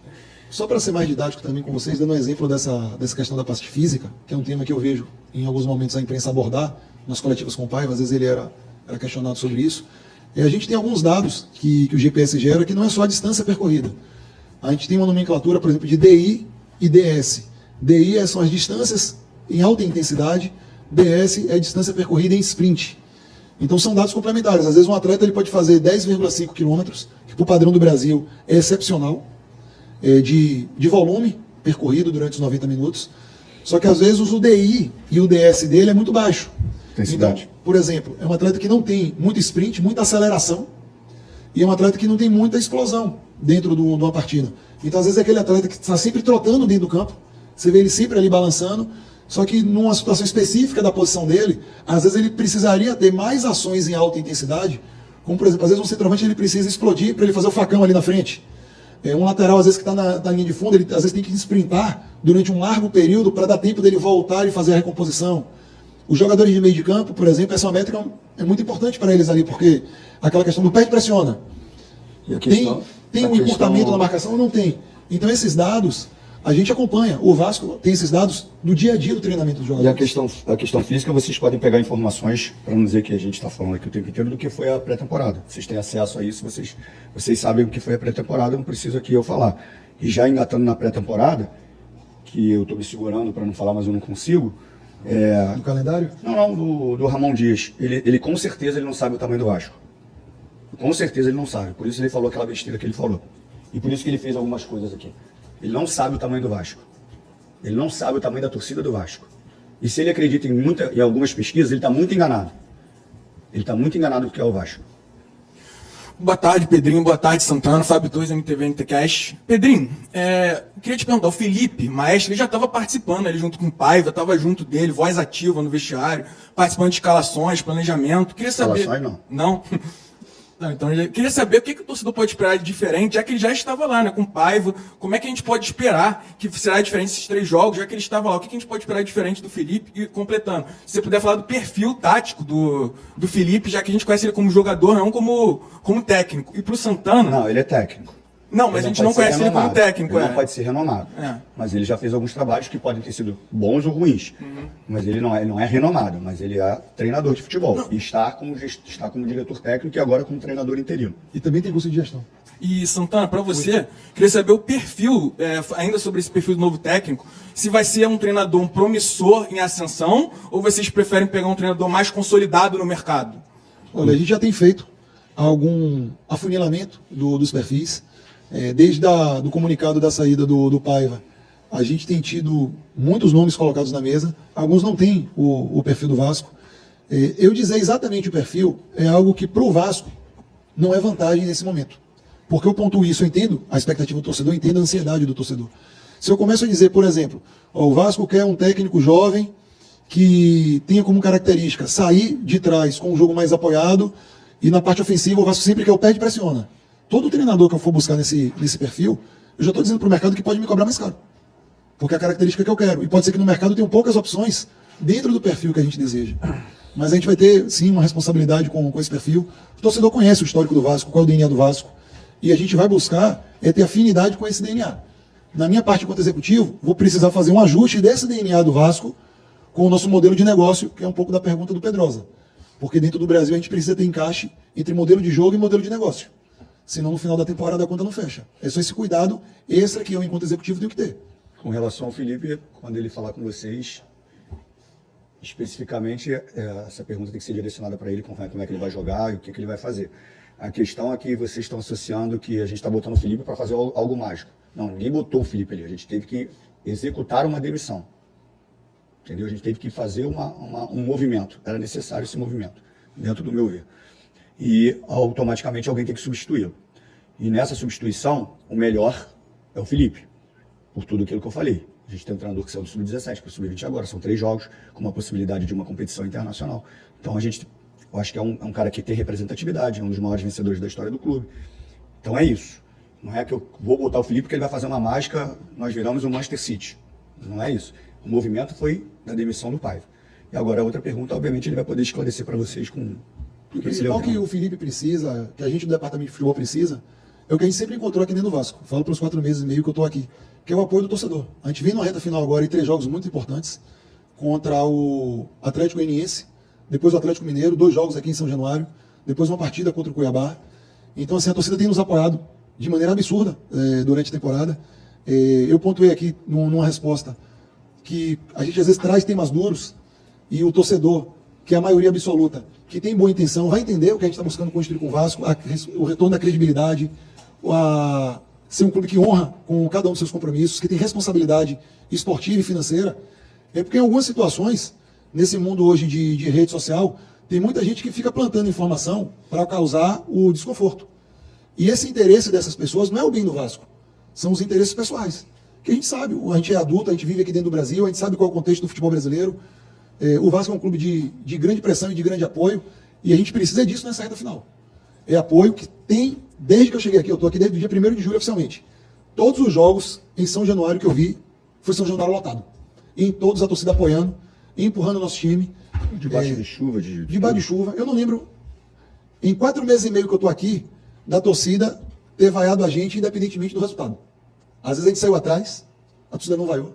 Às vezes a gente não conseguiu entregar o resultado, a torcida não vaiou. E é um direito do torcedor se expressar da maneira que ele entende. E a torcida do Vasco tem sido parceira. E essa parceria, apesar de a gente não estar na posição que a gente desejaria, a gente está em 11º lugar no Campeonato Brasileiro, a gente passou 13 rodadas seguidas entre os 10 primeiros. A gente saiu agora, a gente está em 11º. E eu tenho certeza que essa sinergia se mantendo nesses 2 jogos em São Januário, e eu confio no torcedor Cruz Maltino, a gente vai fechar o ano de uma maneira positiva e a gente vai jogar uma competição internacional no ano que vem. Que é o início de uma retomada que o Vasco precisa. Boa tarde, Ferreira, do Sandro Gama Esporte Clube. Minha pergunta é direta aí para o Pedrinho. Se ele tem algum planejamento de em quanto tempo o Vasco vai sair desse sufoco, dessa herança maldita? Você consegue trabalhar com algum planejamento? E assim, dentro do tempo que você vai ficar como presidente, pretende tentar uma reeleição para o Vasco realmente voltar a ser respeitado? Terminou o primeiro Não, brasileiro. lógico, né? Não, essa pergunta é porque assim, a gente escuta falar, né, do trabalho feito lá até meu amigo pessoal, o Bandeira de Melo, do Rival, e que arrumou a casa, né, e depois chegou uma nova diretoria, enfim, a gente já sabe o restante. Mas eu quero saber de você, se tem um planejamento nisso, senão você arruma a casa para outro. Então, assim, dar prazo é tudo muito difícil, né? Porque a gente se compromete e às vezes as coisas não acontecem do jeito que a gente imagina, como eu tinha certeza absoluta que a gente iniciaria a obra, porque tinha um compromisso, só não estava assinado e foi um aprendizado. O que a gente está criando, obviamente, com a medida cautelar antecedente, e depois a gente vai ver o próximo passo disso, é que a gente reorganize todas as dívidas do Vasco e ali vai ter um cronograma de pagamento. Por isso que eu falo que não dá para prever, porque depende da receita que você tem, do aporte que você faça, das negociações que você assuma, e também se chegar um investidor, esse processo é muito mais acelerado. A gente está falando aí num ponto de zerar a dívida, né? Onde o Vasco tem a receita e não tem a dívida. Então, assim, não tem como você prever. Tudo isso depende. Se você vai desempenhando bem, vai passando de fase nas competições, vai adquirindo mais receita, você melhora o teu dinheiro da TV, você vende um jogador, você vai dando volume de caixa, você consegue, que é uma das minhas prioridades, obviamente, juntamente com o centro de treinamento, juntamente com 2 contratações, mas a intenção da medida cautelar e dos próximos passos é atacar as dívidas. Agora, depende do volume financeiro que você tem. E também depende que se chegar um investidor, tudo muito mais acelerado. Se não chegar, demora um pouco mais. Marcelo, boa tarde, Pedrinho. João Silva, do canal Atenção Vascaínos. Pedrinho, você falou sobre algumas dívidas que o Vasco tem da gestão anterior, e eu acho que é um momento também importante de externar de fato, caso você possa falar sobre as dívidas do Vasco, porque... Mas será, mano, João? Não. Porque assim... É um momento de a gente também entender para poder perguntar. Vocês, mas todas as vezes, por isso que eu falei assim, vocês estão de coração aberto? Para entender que não é uma desculpa e sim uma informação? Porque todas as vezes que eu venho aqui e tento explicar, depois isso é debatido como, desculpinha, já sabia, se assumiu para quê? Tirou a 77 como se eu tivesse ido lá, olha só, sai 777, que eu quero a cadeira, o poder, agora é tudo comigo. Vocês deixaram dívida, agora o problema é meu. Não é isso, cara. As pessoas têm dificuldade de entender e de debater sobre a verdade. E eu entendo às vezes o porquê. Porque qual o interesse da gente ficar debatendo a realidade? É muito melhor falar assim, tu tá aí, agora tu quis a cadeira, agora tu paga. Cara, não é assim. Não é assim. Ninguém fez nada para... eu vou lá porque eu quero ser presidente e vou tirar. Não foi isso que aconteceu. Onde eu era sacaneado pela própria... boa parte da torcida aqui. Vai cuidar da piscina. Então, assim, zero problema para mim cuidar. Eu sempre falei, vou cuidar da piscina do mesmo amor. Com o mesmo amor que se eu cuidasse do campo. Porque eu vivi aqui. Eu vi meu pai aqui é minha casa. Eu falo quando é minha casa, é minha casa. E hoje, às vezes, tem que evitar que o meu filho venha no estádio, por causa de ser hostilizado, me dói, pô. Entendo, compreendo, mas me machuca, pô. Cara, como é que o meu filho... O que é isso, cara? Mas é assim, faz parte. Chegando na tua pergunta, e depois deixando você concluir, qual o interesse real para eu vir aqui e expor tudo isso? Existe um debate justo sobre o tema? Ou vai ficar naquela, quem mandou? Você não quis aí tirar 777? Não, o debate não é esse, cara. Eu tenho que falar, desenhar, por isso que eu falei assim, todas as vezes que eu tiver que falar, eu falo. Mas tem hora que cansa, porque a galera parece que não quer ouvir. Ela quer que eu chegue e olha só, tirou, agora eu vou ter que conseguir 400 milhões de dólares aqui e vamos embora, tocar. Não foi isso, cara. E não é isso. Então, assim, quando eu passo para vocês, eu estou passando a verdade para contribuir com o conteúdo. E muitas vezes, e não é direcionado para você não, tá, Joel? Assim, eu vejo que isso não é debatido do jeito que merece. Normalizaram o que aconteceu. Eu falei das outras vezes. Normalizaram. E cai na minha conta. Me desculpe, assim, eu nunca vi uma exigência, e a gente assume o erro, tá? Para ficar claro. Nós assumimos o erro que poderíamos ser melhor na janela, tá? Isso é um ponto. Mas eu nunca vi tanto empenho, tirando o ano passado, que teoricamente a gente tinha um investidor com dinheiro, tanto empenho por uma segunda janela, que botaram tudo na conta dessa segunda janela. Todos os problemas do Vasco viraram a segunda janela. Sabendo que a gente estava sendo muito transparente com vocês e ficam debatendo os números do Max e do Jean, que eu mostrei para vocês que não é verdadeiro. A gente tenta um jogador, não vou entrar no mérito, uma boa prateleira. Esse jogador aqui, o empresário, todo mundo, só que esse pagamento à vista. À vista. Aí eu não consigo. Aí eu vou em outro jogador, de uma outra prateleira, que eu consigo pagar em 18 vezes. É o que eu consigo. Eu gostaria desse? Gostaria. Só que se eu não tenho dinheiro, eu não posso assumir um compromisso e aumentar a dívida, porque seria fácil para mim falar assim, pô, a dívida está 1 bi 100, deixa 1 bi 300, pô, meu nome aqui está lá, pô, vou contratar. Não vou fazer isso. São atitudes que não são populares. Então, Joel, te respondendo, assim, se a galera tiver realmente de coração aberto para debater, tem que fazer as críticas que eu mereço, tem, mas também tem que entender que não é normal o que aconteceu. Eu faço diversas analogias aqui para vocês entenderem. Pô, o buraco é de, você sabia do buraco? Não, nem sabia. Quando a gente entrou, a gente imaginava um tamanho. Ele é muito maior, porque antes da gente entrar, falava que tinha milhões e milhões no caixa. E a gente foi investigando, cada vez pior. Cada vez aparece um buraco maior. Beleza, estamos aqui para isso. Para assumir uma responsabilidade que agora é nossa, mas que não foi construída por nós. Não, então, eu gostaria de saber qual é o tamanho, então, dessa responsabilidade. Lembrando, né, fazendo uma conta rápida. Léo Jardim, Puma, Paulo Henrique, João Vitor, Léo, Lucas Piton, Jair, Paulinho, todos os jogadores que... Quanto o Vasco investiu no sistema defensivo, você quer saber? Não, eu quero saber... Passando para cá? Não, eu quero cerca saber... de 20 milhões de dólares. Não, na verdade, o Vasco se comprometeu a investir. Sem ter o dinheiro, que isso fique claro. Se compromete. Não está pago. Se compromete, paga. Não, estou dando um número. Não, é isso que eu quero saber. Quanto que o Vasco tem de responsabilidade para pagar sobre esses jogadores que foram comprados e qual deles, por exemplo, já está quitado? Daria para saber mais ou menos? Porque uma coisa é a dívida que a gente já sabe que existe. Né? Uma dívida trabalhista, um RCE, que era gigantesco em relação à dívida. O que eu gostaria de saber, em termos mais práticos, no sentido, como vocês mesmos disseram que tiveram que pagar o Puma, como você externou... As atuais, que está sobre nossa responsabilidade, isso. Que foi feita pela gestão passada. Basicamente, em relação a jogadores... No final do ano eu posso te dizer certinho, que agora de cabeça... Se quiser dar um exemplo. Porque você citou o Paulinho, por exemplo, Léo Jardim, está quitado? Ou está controlado a dívida? Sim. Mais ou menos isso que eu gostaria de entender. E fazendo mais uma pergunta em relação à forma, né? O Pedrinho diz muito sobre isso, o Paiva falava também muito sobre isso. E eu imagino que um treinador não gostaria de perder daquela forma. E às vezes as coisas fogem do controle do próprio treinador. Vocês tomaram uma decisão de uma demissão do Paiva e tem para mim que tudo também recai sobre ele. Mas quem joga são os jogadores. E a gente fala muito sobre como perdeu para o Corinthians. E você tomar 3 gols em 20 minutos...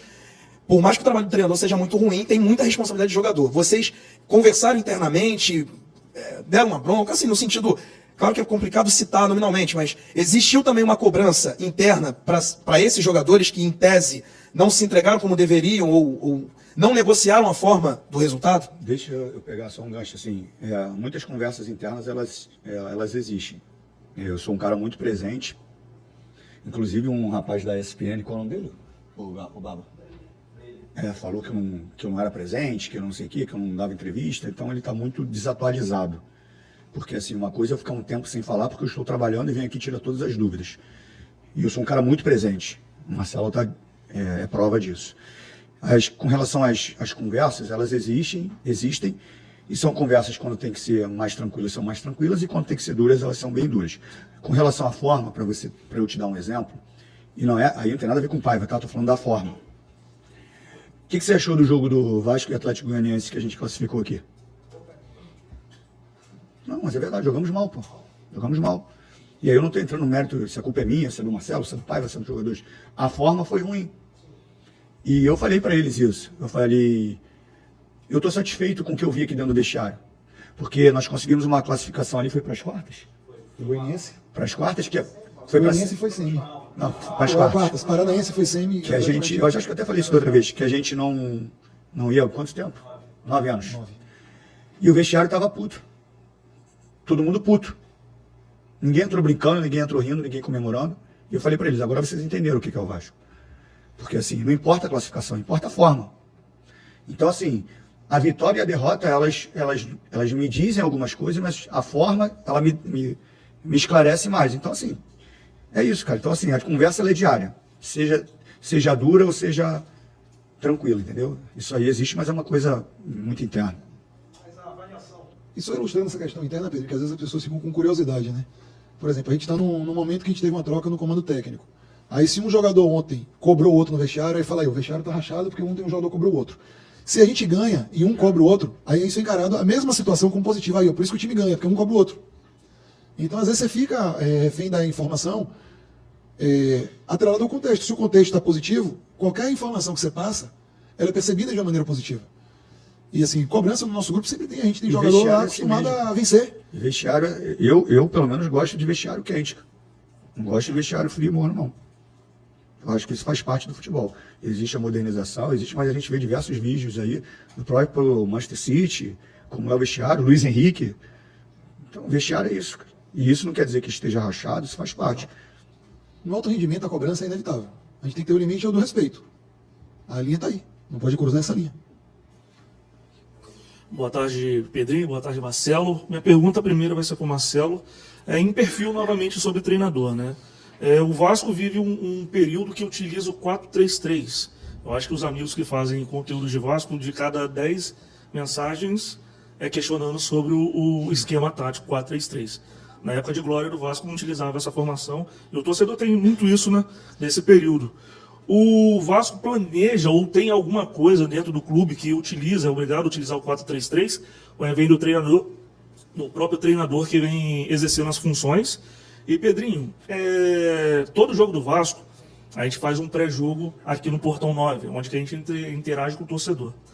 E por algumas semanas saiu a informação de que alguns jogadores teriam feito suas renovações automáticas. Por exemplo, o Maicon que está até no Bira, e também a situação do Galdames. Eu queria que você pudesse esclarecer para a galera, porque é um fator que o torcedor... A questão de governança e essa parte do Marcelo... Então inverte. Então, qual era do Marcelo? Então? 4-3-3. A gente não se mete na questão de jogo, de plataforma, Não me meto, não vou me meter. As pessoas confundem a minha profissão anterior com essa. Se pedir a minha opinião... Vai ouvir. Eu nunca vou deixar de falar o que eu penso.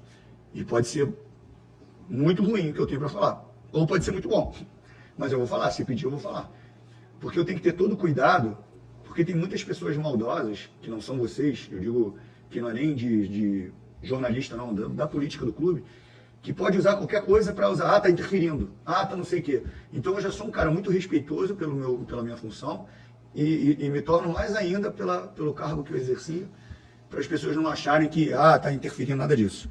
Todas as vezes que a minha opinião ela é pedida, eu falo. Agora, não existe obrigação de modelo nenhum. Tiveram jogos que a gente desempenhou bem no 4-3-3 e tiveram muitos jogos que a gente não jogou bem no 4-3-3, mas é uma coisa que assim, só é falada por mim quando eu sou perguntado. Então, mas não tem obrigação do treinador de fazer nada. O treinador aqui ele é pago para ele resolver os problemas dentro do campo. Qual é o seu nome que eu não decorei, desculpa? De novo? Digão. Digão.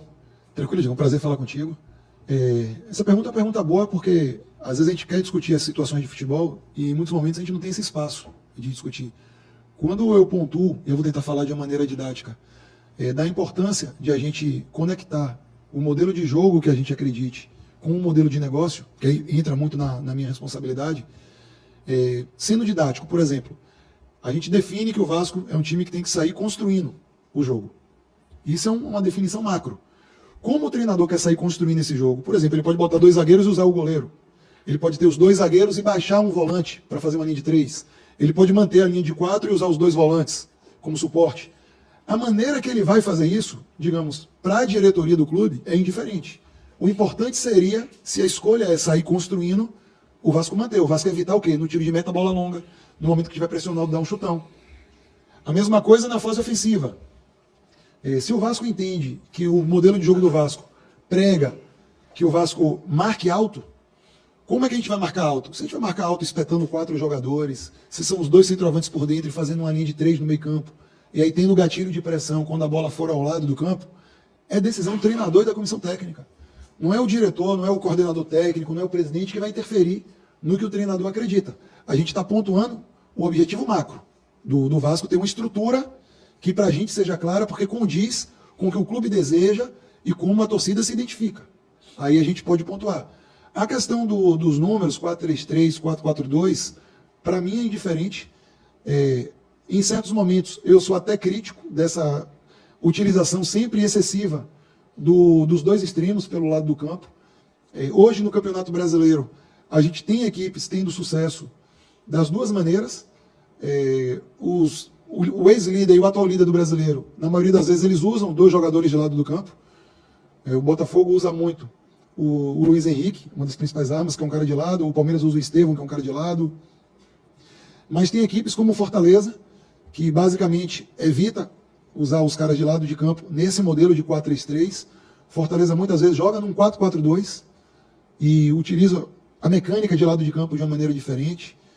O Inter tem feito uma reação excelente no Campeonato Brasileiro, muitas vezes jogando no posicionamento, digamos assim, ilustrativo, porque o jogo é dinâmico. 4-1-3-2. O Inter tem um volante mais centralizado, uma linha de 3 e 2 caras mais por dentro, que foi a mesma mecânica, uma mecânica um pouco parecida com o que o Corinthians usou ontem. O Corinthians usava uma linha de 3 volantes, o Garro mais centralizado e 2 por dentro. Não tem aqueles caras, digamos, originalmente mais posicionados pelo lado do campo. Então você tem maneiras diferentes de competir. Cabe ao treinador, avaliando o perfil dos jogadores que tem, fazer a escolha. O Paiva, quando entrou aqui no Vasco, o Ramon tinha uma mecânica de posicionamento e de utilização de atletas, que o Vasco naquele momento não estava tendo performance. Com os mesmos jogadores, o Paiva, naquele primeiro contexto, modificou a utilização dos jogadores e conseguiu resultados. Depois terminou perdendo algumas peças, talvez o encaixe num segundo momento não tenha sido ideal. Então essa interferência... E a questão do Maicon e do Galdames, foram os 2 jogadores que você perguntou. Antes da chegada do Pedrinho, o Maicon teve uma renovação de contrato para o ano de 2025, com a possibilidade de, se bater metas em 2025, ter uma renovação para 2026. O contrato original do Maicon iria até o final desse ano, e antes da chegada da administração do Pedrinho, foi feito esse novo contrato. O Galdames, ele tinha um contrato onde, se ele batesse uma determinada meta na temporada de 2024, ele teria uma renovação automática para a temporada de 2025, e a gente, em acordo, clube, atleta e agente do atleta, retirou esse gatilho. Então o contrato termina ao final da temporada, e a escolha de continuar ou não aí depende das partes, mas já não existe mais a obrigação contratual. Antes dela ser atingida essa meta, ela foi retirada de contrato através de um aditivo. Boa tarde, Pedrinho. Boa tarde, Marcelo. Eu queria começar perguntando para o Pedrinho, Vitor Seta do Globo me apresentando. Eu queria começar perguntando para o Pedrinho sobre a temporada que vem. Você já fez algumas críticas ao calendário, vai ser um calendário apertado, com datas de estadual puxadas para mais cedo. E nessa perspectiva eu queria te perguntar como está essa busca por técnico, se vocês pretendem adiantar essa busca, pretendem acelerar essa busca, porque é importante ter um técnico mais cedo, né? E se é uma coisa ali para o final do campeonato, eu sei que você não pode prometer prazo, mas se é uma coisa ali para o final do campeonato, início de dezembro, para ter esse nome. E Marcelo, eu queria te perguntar uma coisa que a gente acaba não abordando muito, com essa perspectiva do Vasco se classificar para uma competição sul-americana, independente de qual for. Qual o peso de você botar na mesa de negociação? Você teve uma janela aqui, teve várias janelas nos seus outros trabalhos. Qual o peso de você colocar uma competição sul-americana na mesa de negociação? Mesmo uma sul-americana em si, a Copa Sul-Americana, é uma coisa que muda a negociação? É uma coisa que traz o atleta, te coloca na frente de outros concorrentes? Posso começar, presidente? Ajuda você a disputar uma competição internacional, porque a possibilidade para o atleta de aparecer em outros cenários é muito mais interessante. Tem clubes de primeira prateleira do mercado europeu que no futebol é o mercado mais desejado por quem está dentro do futebol, é o mercado europeu. Tem mercados que só avaliam Série A de Campeonato Brasileiro e competições internacionais. Então, os jogadores que jogam competições internacionais já têm uma vantagem numa perspectiva de negociação muito grande. Então, isso é determinante. Falando um pouco do treinador, eu tive muito cuidado quando o Paiva estava aqui de buscar proteger ao máximo o Paiva. A gente evitou muitas vezes dizer se ele era interino, se ele era efetivado, externamente, para dar essa tranquilidade a ele. Internamente, ele tinha tido ações concretas, como o contrato em agosto assinado como técnico profissional, a possibilidade de ter os 2 auxiliares, o Xandão e o Damian, e também o preparador físico, o Flavinho, que a gente puxou. O Felipe, a gente pontuou que ele está como interino, mas eu preciso que o Felipe também tenha tranquilidade. Então eu sei que o presidente vai falar um pouco sobre essa questão do treinador para 2025, mas o Felipe precisa ter essa tranquilidade. A gente tem 3 jogos que são muito importantes para o Vasco, são muito importantes para o departamento de futebol profissional, são importantes para os atletas, então a gente também não pode perder esse foco. Não é porque o Felipe, a gente colocou ele numa posição de interinidade, que esses 3 jogos para o Vasco deixaram de contar, pelo contrário. Esses jogos contam muito. A gente quer voltar a jogar uma competição internacional, é importante para o Vasco, ela pode ter um impacto positivo no nosso orçamento, ela sem dúvida alguma nos abre novas portas de negociação de atleta. Agora, outra porta que abre é a credibilidade, que é o que o Pedrinho fala, de a gente honrar os compromissos, de pagar os outros clubes, de botar na mesa com os agentes o que eles têm em atraso para que a gente consiga regularizar, os próprios jogadores que tinham luvas em atraso desde o ano passado da outra administração, e a gente está regularizando, como eu falei, acho que numa primeira ou na segunda resposta, sobre a maneira de abordar o mercado, a maneira de conversar com o mercado. Então, assim como eu busquei proteger ao máximo o Paiva, eu também tenho que ter essa proteção com o Felipe. A gente tem que ter esse respeito, repito, a gente tem 3 jogos importantes, os 2 próximos em São Januário. Eu sei que a torcida vai apoiar, porque a torcida sempre apoiou, estou aqui há 4 meses e meio e acompanhava o Vasco já da televisão de antes. É uma torcida que apoia, é uma torcida que se envolve, é uma torcida apaixonada, então a gente precisa dessa sinergia. Entendo a expectativa pelo ano de 2025, entendo a responsabilidade que é a próxima temporada, mas primeiro a gente tem que terminar bem esse ano. A gente tem que respeitar a camisa do Vasco e terminar bem a temporada 2024. Desculpa, meu presidente. Então, e com relação ao treinador, a gente tem que ter velocidade e não pressa. Mas tem que ter velocidade. E o Felipe faz parte desse processo junto com o Marcelo e, obviamente, com análise de mercado para a gente encontrar esse treinador que caiba, obviamente, dentro daquilo que a gente falou. Questão técnica, financeira, tudo isso. Mas existe um objetivo para que a gente defina o mais rápido possível e o ideal é que a gente consiga até no final do ano. Esse é o nosso desejo, né? Até o término da temporada, para que ele possa iniciar, obviamente, o campeonato estadual. Boa tarde, Pedrinho. Boa tarde, Marcelo. Matheus Guimarães do Lance. Arbitral do Campeonato Carioca. E até a comissão técnica fortalece o planejamento que a gente tem, ou ajuste, se a nova comissão técnica entender, de como a gente planeja o final do ano. Porque a gente já tem isso desenhado, a gente já tem isso comunicado ao grupo de atletas, tanto da categoria profissional como sub-20, porque isso envolve o planejamento de Copa São Paulo, estadual e início de ano, como o Pedrosa citou, o ano que vem é muito achatado por causa da questão do Mundial de Clubes, que vai gerar um mês de paralisação do brasileiro. Então, e por que, desculpa pegar esse mas por que eu bato na questão do calendário? Porque assim, aí ano que vem todo mundo esquece o que é feito, só que a gente tem que diminuir as férias de alguns atletas, tirar alguns jogadores da Taça São Paulo, criar toda uma logística e um mecanismo ali técnico para que a gente diminua os danos no início da competição, porque se você começa mal para a competição, você não dá uma resposta, a gente sabe que é um ano que a gente precisa estar de novo disputando a Copa do Brasil, tudo isso, e me irrita muito a questão, desde a tomada de decisão, volto a repetir, do Júlio Avelar, na questão da Copa do Brasil, a questão da antecipação tão brusca assim de uma competição, onde nós tivemos, todas as equipes, obviamente, um ano muito desgastante fisicamente, e a gente tem que começar uma competição, se a gente não cria um mecanismo, com jogadores que teriam que ter 15 dias de férias no mínimo, e depois ter mais 15 no meio do ano, porque existe uma dificuldade de agenda de calendário. Como a gente não vai fazer isso, a gente vai esticar, depois vai passar para vocês, obviamente, um pouquinho mais as férias dos jogadores que atuaram mais e utilizar aí a mistura de jogadores que estão no sub-20. Boa tarde, Pedrinho. Boa tarde, Marcelo. Matheus Guimarães do Lance. Pedrinho, eu queria te perguntar, aproveitar um gancho da resposta do Marcelo, em que ele fala sobre luvas atrasadas, 10 jogadores que nunca receberam. Vocês mesmos já citaram... 12, perfeito. Que eu estou pagando, quer dizer que o Vasco está pagando, que não recebeu tem mais. Sim, perfeito. E vocês falaram em dívidas de valores exorbitantes. Pedrinho, você já falou também que não vai normalizar as coisas que aconteceram com o Vasco. Eu queria saber se o Vasco vai responsabilizar pessoas que passaram por gestões antigas da SAF de alguma forma, se já está fazendo o jurídico. Existe um conselho de investigação. Não, mas em relação à SAF, não em relação à parte dos contratos. Se tiver algum crime, se alguém cometeu algum crime, tem que pagar por ele. Se ninguém cometeu, ótimo. Ótimo. Que fique claro isso, ninguém está acusando ninguém. Existe um comitê de investigação. As pessoas vão ser investigadas. Ponto. Não fizeram nada? É o que eu espero, que não tenham feito nada de errado. Se fizeram, tem que pagar por isso.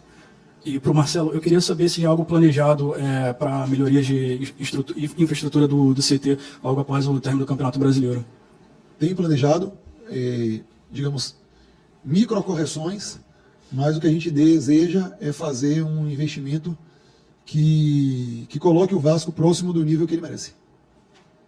E a gente tem confiança que isso vai caminhar em breve, quando tiver tudo formal, a gente possa, através do presidente, comunicar a torcida Cruz Maltina. É que a gente sabe, só pegando o gancho, a gente sabe que, e é normal também, que a gente fica preso, obviamente, que a gente quer ganhar título, é isso. Só que são muitos processos que têm que ser construídos para também você ficar mais próximo disso. E jogador se fala um com o outro. Então um jogador liga, como é que é a estrutura aí? Entendeu? Aí o jogador fala, cara, aqui é assim, é assado, não sei o quê. E isso dificulta. Porque hoje, às vezes, o jogador prefere ir para um time de menor expressão, mas que é estruturado. A gente já está dando um passo importante, que é honrar os compromissos, os nossos, que nós fizemos, e os que não foram feitos por nós. E eu acho que a melhoria do CT, que tem pouca visibilidade, obviamente, para fora, assim, de que a torcida quer é jogo, e eu entendo, mas ela facilita diversos. Primeiro, a estrutura mesmo é bom para você ter ali, obviamente, todos os parâmetros, as métricas fisiológicas, físicas, realmente, no auge do que é a modernidade do futebol. E depois que o jogador se fala, isso é importante até para as negociações. Boa tarde, Pedrinho, Marcelo, aqui, Igor Dorlian da Band. Minha pergunta vai para os dois. Na quinta-feira passada, o Rafael Paiva veio aqui até a sala de coletiva e disse que a torcida do Vasco era a que mais vaiava. Você, Pedrinho, já disse aqui hoje que acha a torcida do Vasco zero exigente, que quer um time que lute. Marcelo já ressaltou também o apoio da torcida do Vasco, que desde que você chegou não vaiou nenhum resultado. Queria perguntar para vocês, essa declaração do Rafael Paiva foi algo que contou para terminar o trabalho dele faltando 3 rodadas para o fim do Brasileiro? Obrigado. Não, a minha avaliação ela é sempre pautada no campo. E em outros aspectos podem, obviamente, ser uma pitadinha. Eu acho que ele mesmo sabe que ele errou e muito nessa fala. Né? Ele mesmo deve ter se punido, obviamente, por ter falado isso. O Paiva, no dia seguinte, presidente, publicou até na rede social dele, esclarecendo a abordagem que foi adotada. E quando eu falo, porque assim, eu tenho muito, como vocês aqui que acompanham o Vasco, a gente tem muito conhecimento de Vasco. A gente tem muito conhecimento de Vasco. E como eu falei aqui, a gente vai ter que passar por esse processo. Se vocês lembrarem, eu falei assim, eu não vou pedir paciência pro torcedor, pô. Não vou. Se o torcedor tiver que passar por esse processo sem paciência, ele tá certo, cara. Que passaram aqui 200 caras e não fizeram nada, pô. E pedindo paciência pro torcedor. O torcedor não aguenta mais essa história de reestruturação, de paciência, não aguenta mais, cara. Aí eu vou pedir pro torcedor, paciência aí. Calma com a reestruturação. Não, cara. A torcida do Vasco, ela é a mais fiel. Não, esquece que eu sou vascaíno, clubismo. Ela é a mais fiel, pô. Porque a torcida do Vasco ela foi sacaneada 200 anos, pô. E não abandona de jeito nenhum, pô. Passou um período que a torcida do Vasco ela festejava ela mesma, pô. O evento delas, elas eram desfrutar delas mesmas. De chegar aqui na barreira antes, de cantar as músicas. Pô, tem zero. Ninguém pode falar nada da torcida do Vasco. Nada. E se ela vaiar todos os jogos, ninguém pode falar nada. Porque são 40 anos aí, as pessoas sacaneando. 40 anos sacaneando. Em casa e fora, presidente. A gente teve jogos aqui, por exemplo, contra o Atlético Goianiense.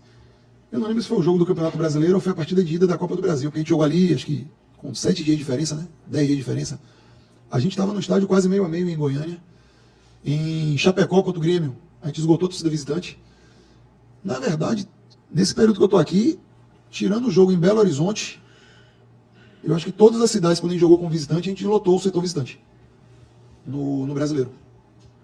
Acho que a gente lotou em todos os jogos. Então, o apoio está provado e comprovado.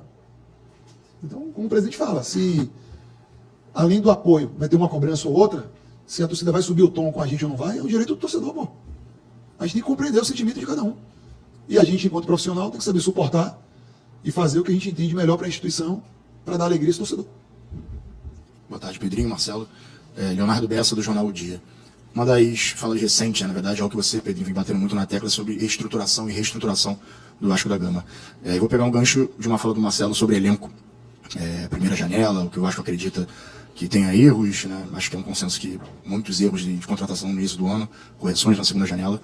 E que vem a pergunta, qual o tamanho do investimento que o Vasco precisa fazer, não só em elenco, mas também em análise de mercado. A gente sabe que hoje é uma grande tendência, o Pedrinho gosta muito disso, de essa parte de inteligência nos bastidores para contratações. Então, como o Vasco pretende investir bem para análise de desempenho, análise de mercado, para poder montar o seu elenco, claro, dentro dessa base, esse sufoco financeiro que o clube vive. Eu usei uma palavra que foi ser assertiva, né? Mas isso também, o Abel, acho que do Palmeiras, deu uma declaração sobre que ele contava com o jogo, foi contra o Atlético Goianiense, que ele falou que imaginava que fosse amassar, que fosse, mas que as emoções, é isso que a análise de mercado, junto com a gestão esportiva, ela faz toda uma avaliação, né, de um atleta, e a expectativa é que ele chegue e dê uma resposta, e isso às vezes não acontece.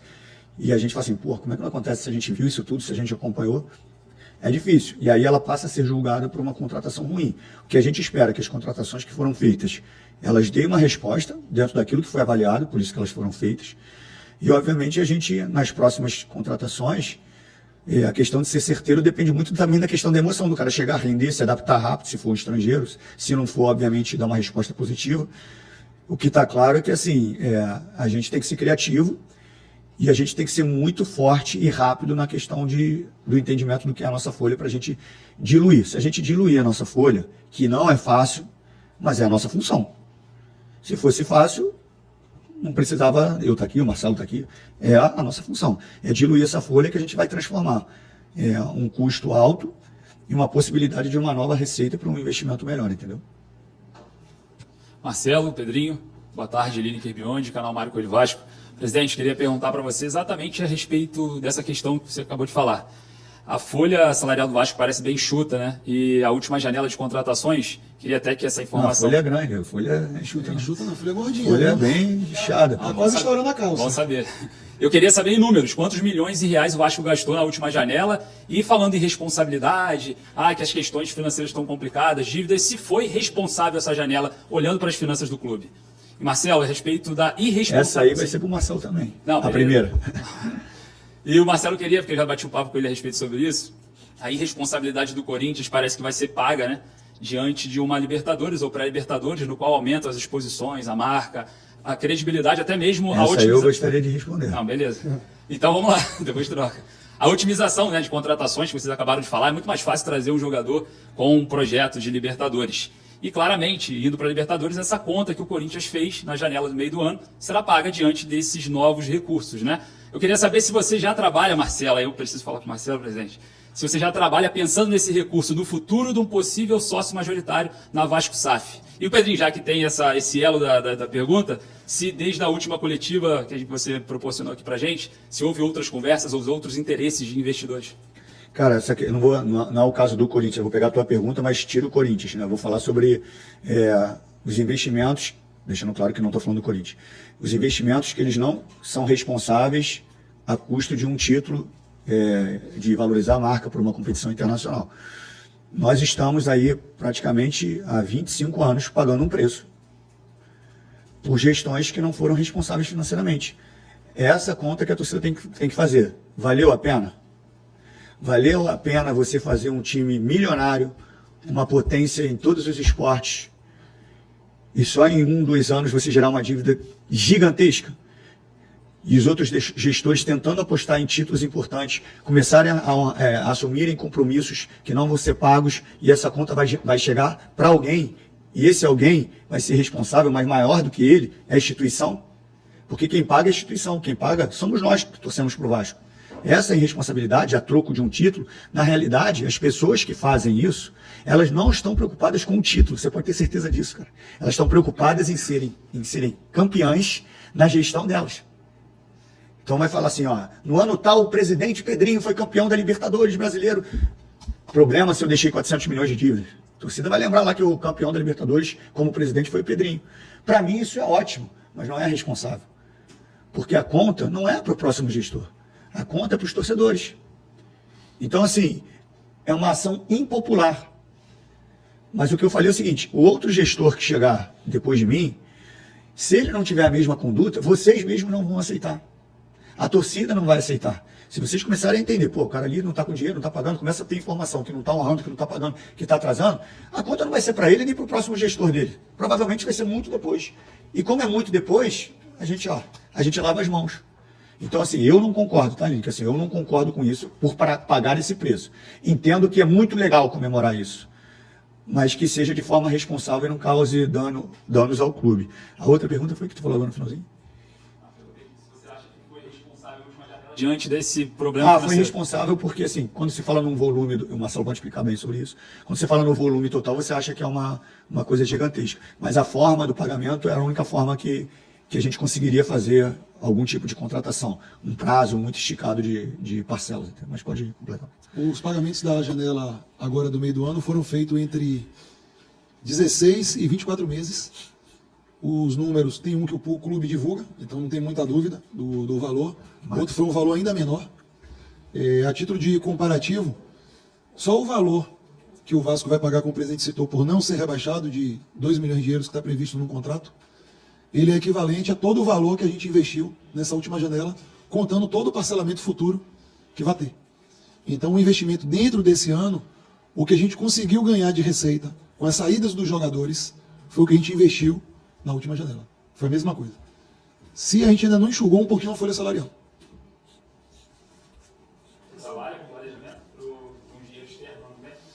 Não, porque eu tenho que ser responsável. A presidência e o nosso CEO, Carlos Amodeu, têm conversado com investidores. Periodicamente, o presidente posiciona a gente do departamento de futebol. Você perguntou sobre o investidor, agora lembrei. Agora, assim, enquanto não tiver assinado, a gente tem que fazer dentro da capacidade atual que a gente consiga operar. Porque o compromisso, ele vai bater na nossa porta, a gente vai ter que pagar a conta. Então a gente não pode contar que o Vasco vai ser vendido em janeiro, vai ser vendido em dezembro do ano que vem, e já aportar agora a assinatura de um contrato. Seria irresponsável isso. E não apareceu os outros investidores, são os mesmos, com os NDAs assinados e a troca agora de informação, que é aquilo que eu já tinha atualizado. Não apareceu nenhum investidor novo. E quando não aparece, não é que a gente fica sentado esperando bater na porta, não. A gente busca, a gente, obviamente, corre atrás. Mas são os mesmos que estavam na mesa. Mas essa parte, Lini, que se ocorrer, é a surpresa boa. Então, é fácil de você replanejar. Quando entra o aporte de capital, é fácil você corrigir um planejamento. Difícil é quando você tem uma frustração de receita, que você desenhou um pagamento e o caixa não vai ter esse recurso. Boa tarde, aqui no canal Futebolaço Vasco, Futebolaço Podcast. Marcelo, para você eu queria perguntar, vocês citaram muito, tanto na coletiva de hoje como na anterior, a questão de times que têm tido sucesso no futebol brasileiro, mesmo às vezes não tendo grife. E a leitura que eu faço é que muitos desses times citados, Fortaleza, Atlético Paranaense, o próprio Botafogo tem muito investimento, tem jogadores com perfil físico. O futebol mudou muito e hoje eu acho que a qualidade sempre vai ser importante técnica, mas hoje o futebol se joga em alta intensidade, foi falado sobre GPS aqui. Queria te perguntar, qual é o modelo e o perfil de atleta que o Vasco busca para 2025? Porque foi feita uma pergunta para o Paiva na última entrevista coletiva, pegando o próprio exemplo que vocês citaram sobre GPS, de que às vezes você tem uma impressão do jogo, mas às vezes não necessariamente é isso. Para o torcedor, fica muito a impressão às vezes que a preparação física do Vasco não é adequada e por isso alguns jogadores não performam. O Paiva, perguntado sobre isso na última coletiva, ele foi na contramão, porque ele disse, olhando o nosso elenco, a gente tem muito jogador com outro perfil, de mais de jogar bola de pé, foi até o termo que ele utilizou, jogadores que não são tão físicos assim. E eu acho que dia após dia a gente tem visto que essa receita no Vasco de jogadores às vezes mais técnicos, mas sem tanta intensidade, não tem funcionado. O próprio Paulinho, que para muitos era o principal jogador do Vasco no ano passado, é o maior exemplo nesse elenco de um jogador físico. Então a pergunta que eu vou fazer para você, Marcelo, esse modelo já está definido para o ano que vem, o Vasco vai em busca de jogadores mais físicos, e para o presidente Pedrinho, eu queria te perguntar, Pedrinho, sobre o Felipe. Você citou muito em algumas respostas aqui que o Felipe é técnico, de fato é. Ele tem 4 trabalhos que eu me recordo de cabeça agora aqui como profissional, Tigre, Volta Redonda, Confiança e me fugiu o nome. Bangu, obrigado, 2 vezes inclusive. Então o Felipe, de fato, até chegar ao Vasco, ele era treinador, apesar de nesse momento agora estar no cargo de diretor técnico. Faz parte do planejamento de vocês, não necessariamente a curto prazo, que em algum momento o Felipe possa vir a ser treinador do Vasco, e salvo engano, no momento o Vasco está sem um auxiliar permanente da casa. E poderia ter uma mudança ali para essa função? Obrigado. Posso começar? Vou começar pela última tua e depois eu... Cara, a questão do Felipe, assim, o que é fato é que ele vai ficar só os 3 jogos.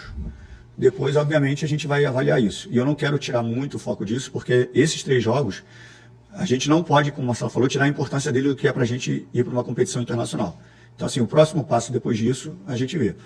É a questão que você falou, era do pro Marcelo, mas eu vou pegar o gancho. Leandrinho é físico. Ryan é físico. PH é físico. João é físico. Hugo é físico. Pode melhorar, mas é físico. Léo é físico. Então, assim, a gente tem jogadores, mas a tua avaliação para mim é perfeita. Futebol é físico, mas só para deixar claro que no elenco a gente tem jogador físico. Sim, mas aí é questão de escolha de quem ele vai botar para jogar. entendeu? Mas tem jogadores físicos ali. Agora a tua leitura é perfeita, cada vez são mais jogadores físicos. Mas isso não é, para mim, não é receita, entendeu, Dieguinho? Porque tem equipes que têm menos físico e muita qualidade, que também tem um poder aquisitivo para ter qualidade, então prevalece sobre o físico, obviamente. Mas é uma identificação do cenário atual do futebol, mas eu acredito que não é uma receita. Precisa ser físico para ter, obviamente, o retorno que você espera. Concordo também com essa questão da parte física, da importância, principalmente aqui no Brasil. O time, para jogar mais na posse de bola, mais na técnica, geralmente é um time que custa mais caro, porque você tem que trazer um jogador com uma característica, às vezes, um pouco mais refinado nessa composição dentro do seu elenco. No Brasil, boa parte dos times tem apostado nesse jogo mais físico e encarando um jogo de transição. E aí você tem que pontuar também dentro da individualidade de cada instituição, se esse modelo de jogo seria aceito e valorizado pelo seu torcedor. Aí vai um pouco na individualidade de cada clube. Pelos craques que teve ao longo da história, pelo perfil dos times que o torcedor tem no seu inconsciente, que foram aqueles times que deram sucesso, que tiveram alegrias. Então é fazer uma composição, mas como o presidente citou, a gente tem alguns jogadores com perfil físico, mas eu concordo com a sua abordagem. Eu penso parecido contigo. Eu falei, não, isso aí não tem como prever. Assim, agora ele vai ficar 3 jogos e ele vai fazer parte, junto com o Marcelo e com o Scout, em busca de um novo treinador. A questão que você pontuou do auxiliar técnico, quando a gente efetivou o Paiva, que a gente trouxe ele tinha vindo inicialmente no primeiro momento só com o Xandão. Eu falei que veio o Damian. Depois ele trouxe o Damian. Então, para valorizar o Paiva e dar mais conforto ao trabalho dele, a gente terminou não trazendo um terceiro auxiliar. A gente julgou que naquele momento não era necessário. No final da temporada, a gente ia reavaliar ou não. E a gente pode reavaliar ou agora já com o Felipe ou no final da temporada ter o auxiliar da casa realmente. Historicamente, eu sempre gosto de ter, no mínimo, ou auxiliar da casa ou o técnico do Sub-20 preparados para serem, digamos, um interino numa necessidade. Só que o ano que a gente viveu no Vasco foi um ano atípico. A gente promoveu o nosso técnico do Sub-20 e boa parte da sua comissão técnica para o profissional. A gente trouxe, por uma política de valorização dos profissionais da casa, o técnico do 17 para o 20. E aí, nessa composição, a gente terminou não tendo esse auxiliar específico, digamos, o auxiliar da casa. Aqui, Marcelo, boa noite. Oi. Jonathan, BTB Esportes. Marcelo, até pegando uma fala sua na última janela, no balanço que você fez na coletiva, se não me engano, foi até do Maxime, você chegou a dizer que o campo fala. E na ocasião achei até válido, porque o Vasco vinha num desempenho muito bem. Mas traçando esses 3 últimos jogos, que falta agora para definir o campeonato, queria saber de você, do seu ponto de vista, o que o campo está falando nesse momento sobre correções que o Vasco possa fazer para uma classificação, como você falou, para a competição internacional. E do presidente Pedrinho, queria saber a prioridade dentro do que o Vasco pode contratar na próxima janela. Qual é a prioridade em relação ao setor? Qual que o Vasco precisa nesse momento? Com muito respeito, assim, eu não vou falar porque a gente ainda tem jogadores e a gente tem um campeonato ainda para cumprir. Quando eu falo de um setor específico, quem pode estar lá pode se sentir desprezado, entendeu? E a gente tem um compromisso, tem 3 compromissos assim importantes, tá? Quando eu uso a expressão campo fala, a nossa coletiva de hoje é um pouco do que a gente viu o campo falando para a gente. A gente teve que fazer uma interferência no trabalho da comissão técnica. Sou grato ao Rafael Paiva. Acho que o contexto que ele pegou o Vasco, um contexto muito difícil. Ele deu uma resposta extremamente positiva, principalmente nos seus 3 primeiros meses do trabalho. Depois, naturalmente, dentro do cenário do futebol brasileiro, a gente teve dificuldades. Nunca gostei de transferir responsabilidade só para uma pessoa ou valorizar só uma pessoa dentro do trabalho. A gente ganha junto, a gente perde junto. Agora, em alguns momentos, a gente precisa tomar medidas, e a medida que a gente entendeu viável nesse contexto de final de temporada foi fazer a mudança na comissão técnica. Então, repito, agradeço o trabalho que o Paiva fez, tem pontos aí positivos. Se vocês pegarem o aproveitamento do Paiva nesses últimos 10 anos, é um aproveitamento de pontos extremamente positivo. Como eu citei, se você tirar estadual e Série B do Campeonato Brasileiro, é o segundo treinador com mais jogos no Vasco, considerando Série A ou campeonatos internacionais. Fica atrás do Luxemburgo, 46 jogos do Luxemburgo, 35 Rafael Paiva, 34 Zé Ricardo. Teve um aproveitamento também. Agora a gente tinha que ter uma correção para essas rodadas finais. E essa correção a gente busca ter esse fôlego para o Vasco terminar a temporada bem e estar dentro de uma competição internacional em 2025, depois de 5 anos. Pedrinho, boa tarde. Duda Dal Ponte, da TV Globo. Pedrinho, minha pergunta é para você. Queria que você falasse um pouquinho mais sobre a sua relação com o Felipe, para além da irmandade mais profissional. Vocês estão mais ou menos há 5 meses trabalhando juntos nesse cargo de gestão, né? Vocês jogaram juntos, vocês já tiveram até um trabalho, por mais que tenha sido curto, como treinador e auxiliar. Então, como é essa relação e como foi conversar com o Felipe? Ele já tinha demonstrado antes interesse de assumir, mesmo que de forma interina, o Vasco já tinha se colocado à disposição para isso. E o que esperar aí desses 3 jogos, pensando que você vai estar mais próximo ali do campo e bola? A ideia é ter mais influência também junto com o Felipe? Não, Duda, eu jamais vou influenciar qualquer treinador, e seja ele o Felipe. A decisão, quando eu fui tomar, eu chamei o Felipe também antes, perguntei a ele se ele aceitaria, não passava pela cabeça dele de ser treinador. Então, era uma decisão difícil, que eu teria que demitir o Paiva, e a aceitação do Felipe para esses 3 jogos. Porque a decisão minha estava tomada na minha cabeça, que eu iria demitir o Paiva, e se o Felipe não aceitasse, eu teria que realmente solicitar o Ramon, que é o treinador do Sub-20, e teria que dar um respaldo muito grande. O Felipe teria que dar esse respaldo para o Ramon. Expliquei para ele o cenário, que eu achava importante para os próprios atletas terem o Felipe ali como um representante à frente deles nesses 3 jogos, com uma identificação enorme com o clube e com o conhecimento que ele tem de jogo. A gente espera que dê certo. Então, assim, a conversa foi depois que eu tomei a decisão. Tá? Então, assim, em nenhum momento isso foi planejado, como as pessoas falam, vai botar o seu amigo. Eu não trabalho dessa forma. As pessoas querem me trazer para um pacote que elas não vão me levar para esse pacote. Elas vão tentar, de todas as formas, me botar nas mesmas prateleiras de outros gestores, e elas não vão fazer isso, porque eu não sou igual a eles. Eu vou ter erros e acertos, mas eu não vou fazer o que eles fizeram. Eu não sou vagabundo, eu não sou de esquema, eu não sou pilantra, eu não dou volta em ninguém. Eu sou trabalhador que erro e acerto. O Felipe está ali por 3 jogos, porque é o melhor que o Vasco tem para esse momento e pela nossa situação. Ponto. Ele ser meu amigo é uma outra questão. Então ninguém vai me colocar nesse pacote, porque existe uma historinha do bola cheia e do bola murcha. Que o bola murcha, ele não quer subir onde está o bola cheia. Ele quer furar o bola cheia para o bola cheia descer e ficar ali junto com ele. Não estou falando que eu sou bola cheia. Não me interprete mal. Estou falando de prateleiras como cidadão. Eles querem me botar, porque é muito fácil fazer isso, num pacote cultural de gestores que eu não sou. Então essa narrativa de sacanagem, de vagabundo, de ser igual aos outros, ela não vai colar comigo, porque eu vou estar sempre aqui sendo muito verdadeiro e transparente com vocês. Isso quer dizer que eu vou ser o melhor presidente? Não. Isso quer dizer que eu não vou errar? Não. Quer dizer nada disso. Quer dizer que eu vou ser justo e honesto. A minha relação com ele é mais do que de um irmão, porque eu convivi com ele mais do que um irmão mesmo. Eu chego aqui em 83, ele chega em 84, eu tinha muita dificuldade financeira e a família do Felipe era muito bem sucedida na época, então a gente jogava aqui, treinava aqui, e muitas vezes o seu Jorge, que também foi um pai para mim, ia lá na minha casa, porque minha mãe era muito rígida de deixar eu ir para a casa das pessoas, então ele ia lá na minha casa, pedir para que eu fosse para a casa do Felipe, e a gente, além de ficar aqui quase todos os dias jogando campo e salão, a gente ainda passava os finais de semana juntos. Então, assim, eu tenho muito amor pelo Felipe, um amor, assim, realmente, que nunca vai ultrapassar a questão do respeito e da ética das funções que a gente exerce hoje. O nosso profissionalismo, ele vai prevalecer sobre qualquer questão. Mas o sentimento que eu tenho por Felipe é mais do que um irmão. É um cara que eu confio completamente, um cara justo, honesto. Como eu falei, a embalagem dele não é das melhores, mas por dentro, o Marcelo... Falei besteira? Não, você só derrubou a lataria dele. Não, porque assim, não é embalagem de fisionomia não, que ele tá acabadinho mesmo, não é isso não. É porque ele tem aquele jeitão dele mesmo que dá uma impressão para todo mundo. Ele tem um jeito de marrento, mas ele é muito gente boa. E quando todo mundo conhece, fala exatamente. Até dentro do vestiário, as coisas que foram ditas dele é uma verdade. Felipe é um cara muito querido por todos os jogadores que ele trabalhou. Então, assim, ele é muito querido no elenco do Vasco hoje. Ele brinca muito com os atletas, além da questão que a gente falou de observações de técnicas pessoais, de táticas individuais, táticas coletivas, dentro do limite dele, sempre para colaborar. Então, assim, eu desejo muita sorte para ele, porque a sorte dele é a sorte nossa. Boa tarde, Bruno Murito, do GE Globo.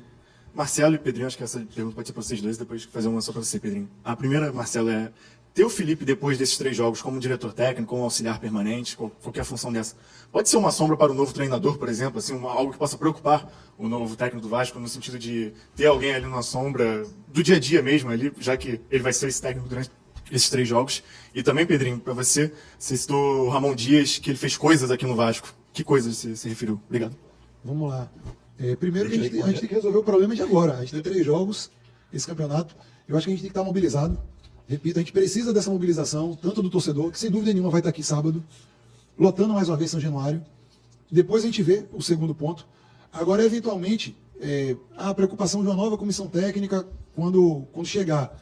Eu vou usar um pensamento de um amigo que eu tenho, que é o Marcelo Paes, o presidente da SAF do Fortaleza, que ele sempre diz que ele busca se cercar de pessoas melhores do que ele. A gente tem que ter no Vasco os melhores profissionais que o Vasco conseguir contratar. Se isso incomoda algum ou alguns profissionais, o erro está nesses profissionais. Você está com boas pessoas, você está com gente melhor do que você, isso potencializa o seu trabalho, isso te faz crescer, isso te desafia. Eu acho que a gente tem que encarar isso de uma maneira positiva, não como risco, porque você está preocupado muito com o risco, está preocupado muito mais com o cargo do que com o clube, do que com o resultado. E aqui a gente tem que preocupar com o resultado positivo para o Vasco da Gama. Não, e o dia a dia, pegando o término da fala dele, o dia a dia vai mostrar a gentileza do Felipe com o próximo treinador. Então, assim, isso é quebrado em 1 segundo. Mas a gente tem exemplos de auxiliares que, não sei se o Marcão ainda está no Fluminense. Marcão está lá, assim, que é ídolo. Não, tu fala assim que, enfim, não é nem a mesma função, mas falando. Marcou foi muito tempo no Fluminense. O Carille foi 4 ou 5 vezes interino antes de virar o técnico do Corinthians. Com relação ao Ramon... Atual coordenador técnico no Atlético Paranaense, no Cruzeiro, já teve momentos ali de com relação ao Ramon, está na justiça. Está na justiça. E eu tenho muita dificuldade de lidar com ingratidão. Muita. E ele não pode se achar maior do que o Vasco, não. Nem ele, nem o filho dele. Eles não podem se achar maior do que o Vasco.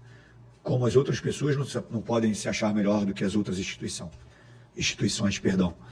Então, assim, a questão ética, para mim, ela já foi quebrada naquela fala dele. Ele pode achar aquilo ali, é um direito dele achar. Mas o que a torcida fez por ele aqui,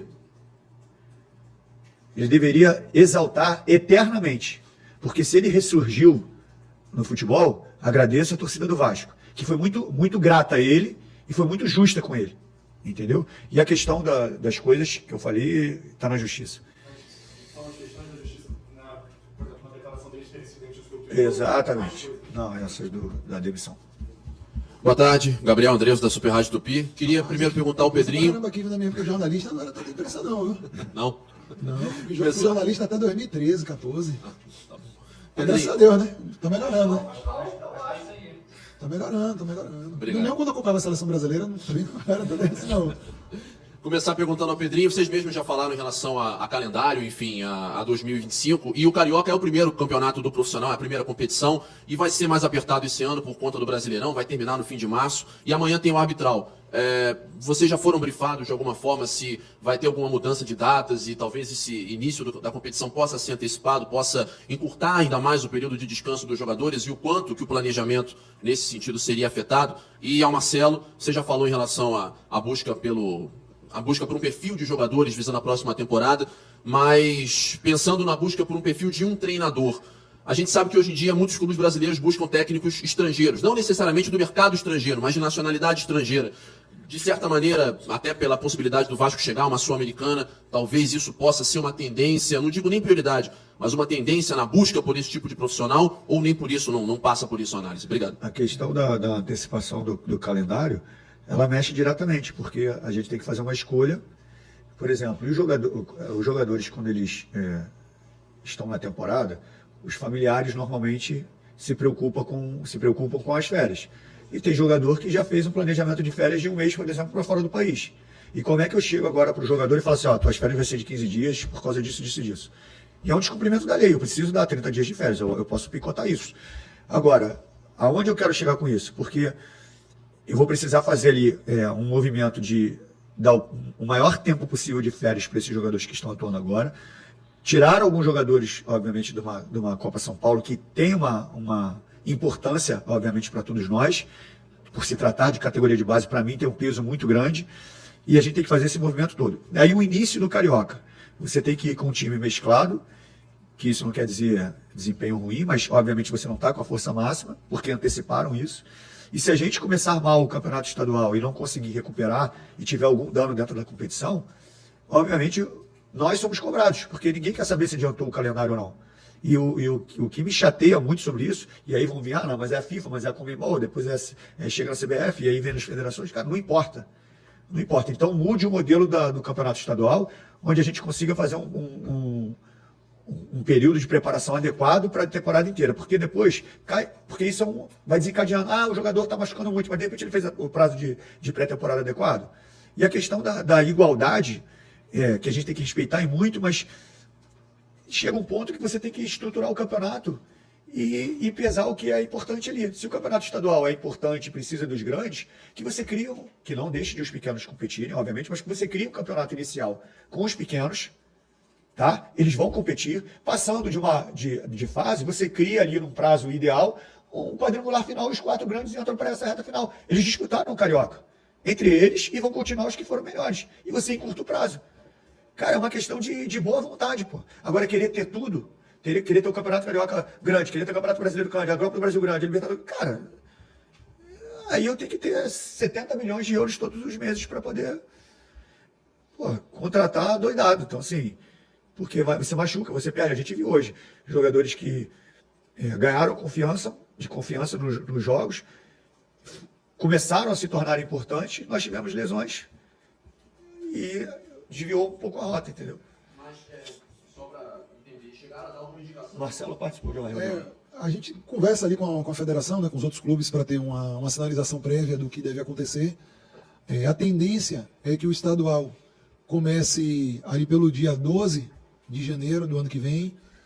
A federação vai ser parceira dos clubes, né, nessas primeiras rodadas, assim, não vai ter a exigência de se colocar necessariamente nos primeiros jogos os jogadores já, por essa questão da pré-temporada, né, das férias, não tem como ter um encaixe ideal. Os clássicos devem ficar para a segunda metade do estadual, porque já permitiu que a gente faça pelo menos um período de pré-temporada e condicione os jogadores de uma maneira mais adequada. Agora, a partir do momento que o Vasco participa das competições, o Vasco tem a responsabilidade de buscar o título, né? É o nosso objetivo. E sobre o comando técnico, os treinadores de língua espanhola também são uma possibilidade, já é algo que nesses últimos 5 anos está bem consolidado dentro do futebol brasileiro, né? Sejam eles sul-americanos, seja um treinador europeu que tenha facilidade com o nosso idioma. Eu acho que a maior barreira seria essa, porque para a cultura da gente, aí querer, digamos, inventar, trazer um treinador que fala inglês, um treinador que fala italiano, eu acho que não encaixaria. Poucos atletas no Brasil têm um segundo idioma com naturalidade, então a gente tem que respeitar também a nossa cultura. A presença do treinador estar ali falando diretamente com os jogadores, no nosso contexto de brasileiro, é determinante, né? Tem outros mercados que o tradutor ali faz uma parte do trabalho e funciona, no Brasil não funciona. Então, de barreira com o estrangeiro, seria mais essa questão apenas do idioma. Agora, se vai ser brasileiro, se vai ser estrangeiro, deixa a gente afunilar essa escolha e a gente posiciona ao torcedor cruzmaltino. Obrigado, gente. Rapaz, uma boa pergunta. Eu fui jornalista, eu sempre visitava o CD, entendeu? Assim. Não, eu falo de boa mesmo. A gente está em on ainda aqui ou está em off? A gente está em on ou está em off aqui? Não tem problema com isso, não. Assim, da minha parte, eu falo com sinceridade, assim. Se quiser gravar, pode gravar, não tem problema nada, não tem segredo nenhum, não. Eu acompanhei do tempo que eu era da imprensa. Eu sou formado em comunicação, me formei em 2006, trabalhei na imprensa até 2014.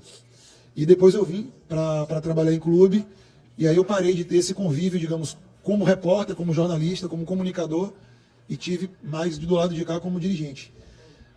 Falo de uma maneira bem transparente, eu acho que faz falta o convívio da imprensa mais próximo dos clubes. A gente teria que tentar buscar uma mecânica que fosse bom para as duas partes. Liberar 30 minutos por dia, liberar 1 dia ou 2 por semana, para ver como funcionaria para as duas partes, entendeu? Primeiro tem que ter uma estrutura para eles lá. Primeiro tem que ter uma estrutura que permita recebê-los, né?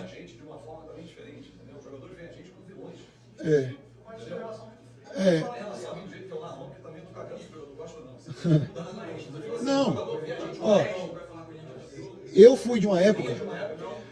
Pronto. Dentro do vestiário. Dividir até a toalha. Toma aqui a toalha, passa a camisa. Porque assim, o que mudou hoje nos clubes, a gente tem que ter uma estrutura que permita receber vocês de uma maneira adequada. Primeiro, no caso específico do Vasco. Hoje, eu até brinquei com um repórter da Tupi, porque toda hora que fala um veículo de comunicação, eu vou vendo quais são os veículos, até relembrando na minha época que eu tinha essa experiência de convívio, né? Seja em cobertura de clube ou em cobertura de seleção brasileira. Eu acho que quando o repórter tem a possibilidade de ver algum período ou outro do treino, ajuda. Tem repórter que tem um entendimento bom, vai ali realmente para perceber o treino e tudo. O que eu vejo que mudou na relação entre as partes, digamos, atleta, clube e imprensa, é que às vezes tem algumas pessoas na imprensa, não são todos, é a minoria até, que passa do ponto, e aí o atleta se chateia, e aí foi criando nesses últimos anos esse distanciamento. Mas a gente nem sabe que esse chateio só distancia, Eu acho que dá para... Era da época que as pessoas falavam. Isso. Então, assim... E aí, claro... Mas eu falo com as pessoas, diferentemente. E aí, por exemplo... Porque eu falo com as pessoas, inclusive, o Abel Braga, que é um cara gigante, perdão. E eu acho assim, porque às vezes quando você vê uma situação no treino, você até na hora de abordar para o torcedor, você tem uma qualidade maior de estar ali, entendeu? A questão aí a gente vai começar a discutir as coisas da comunicação, né? Não, eu falo de dia a dia, às vezes o que está em on, o que está em off. Na época que eu era repórter, às vezes o jogador virava pra gente e falava, ó, não publica isso aqui não. Você sabe, a gente conviveu lá atrás, muitos, tinha jogador que falava, ó, não publica isso não, o treinador falava, e a gente na comunicação respeitava. Hoje em dia a turma publica qualquer coisa. Então às vezes a gente fala, pô, velho, você viu aquela situação no treino? Não publica essa questão da bola parada não. Aí o cara quer publicar. A gente fala, pô, velho, a gente tá liberando a bola parada aqui, mas não é pra filmar a bola parada, pô. Então, é encontrar um meio termo para ter os ajustes, entendeu? Não tem. É buscar.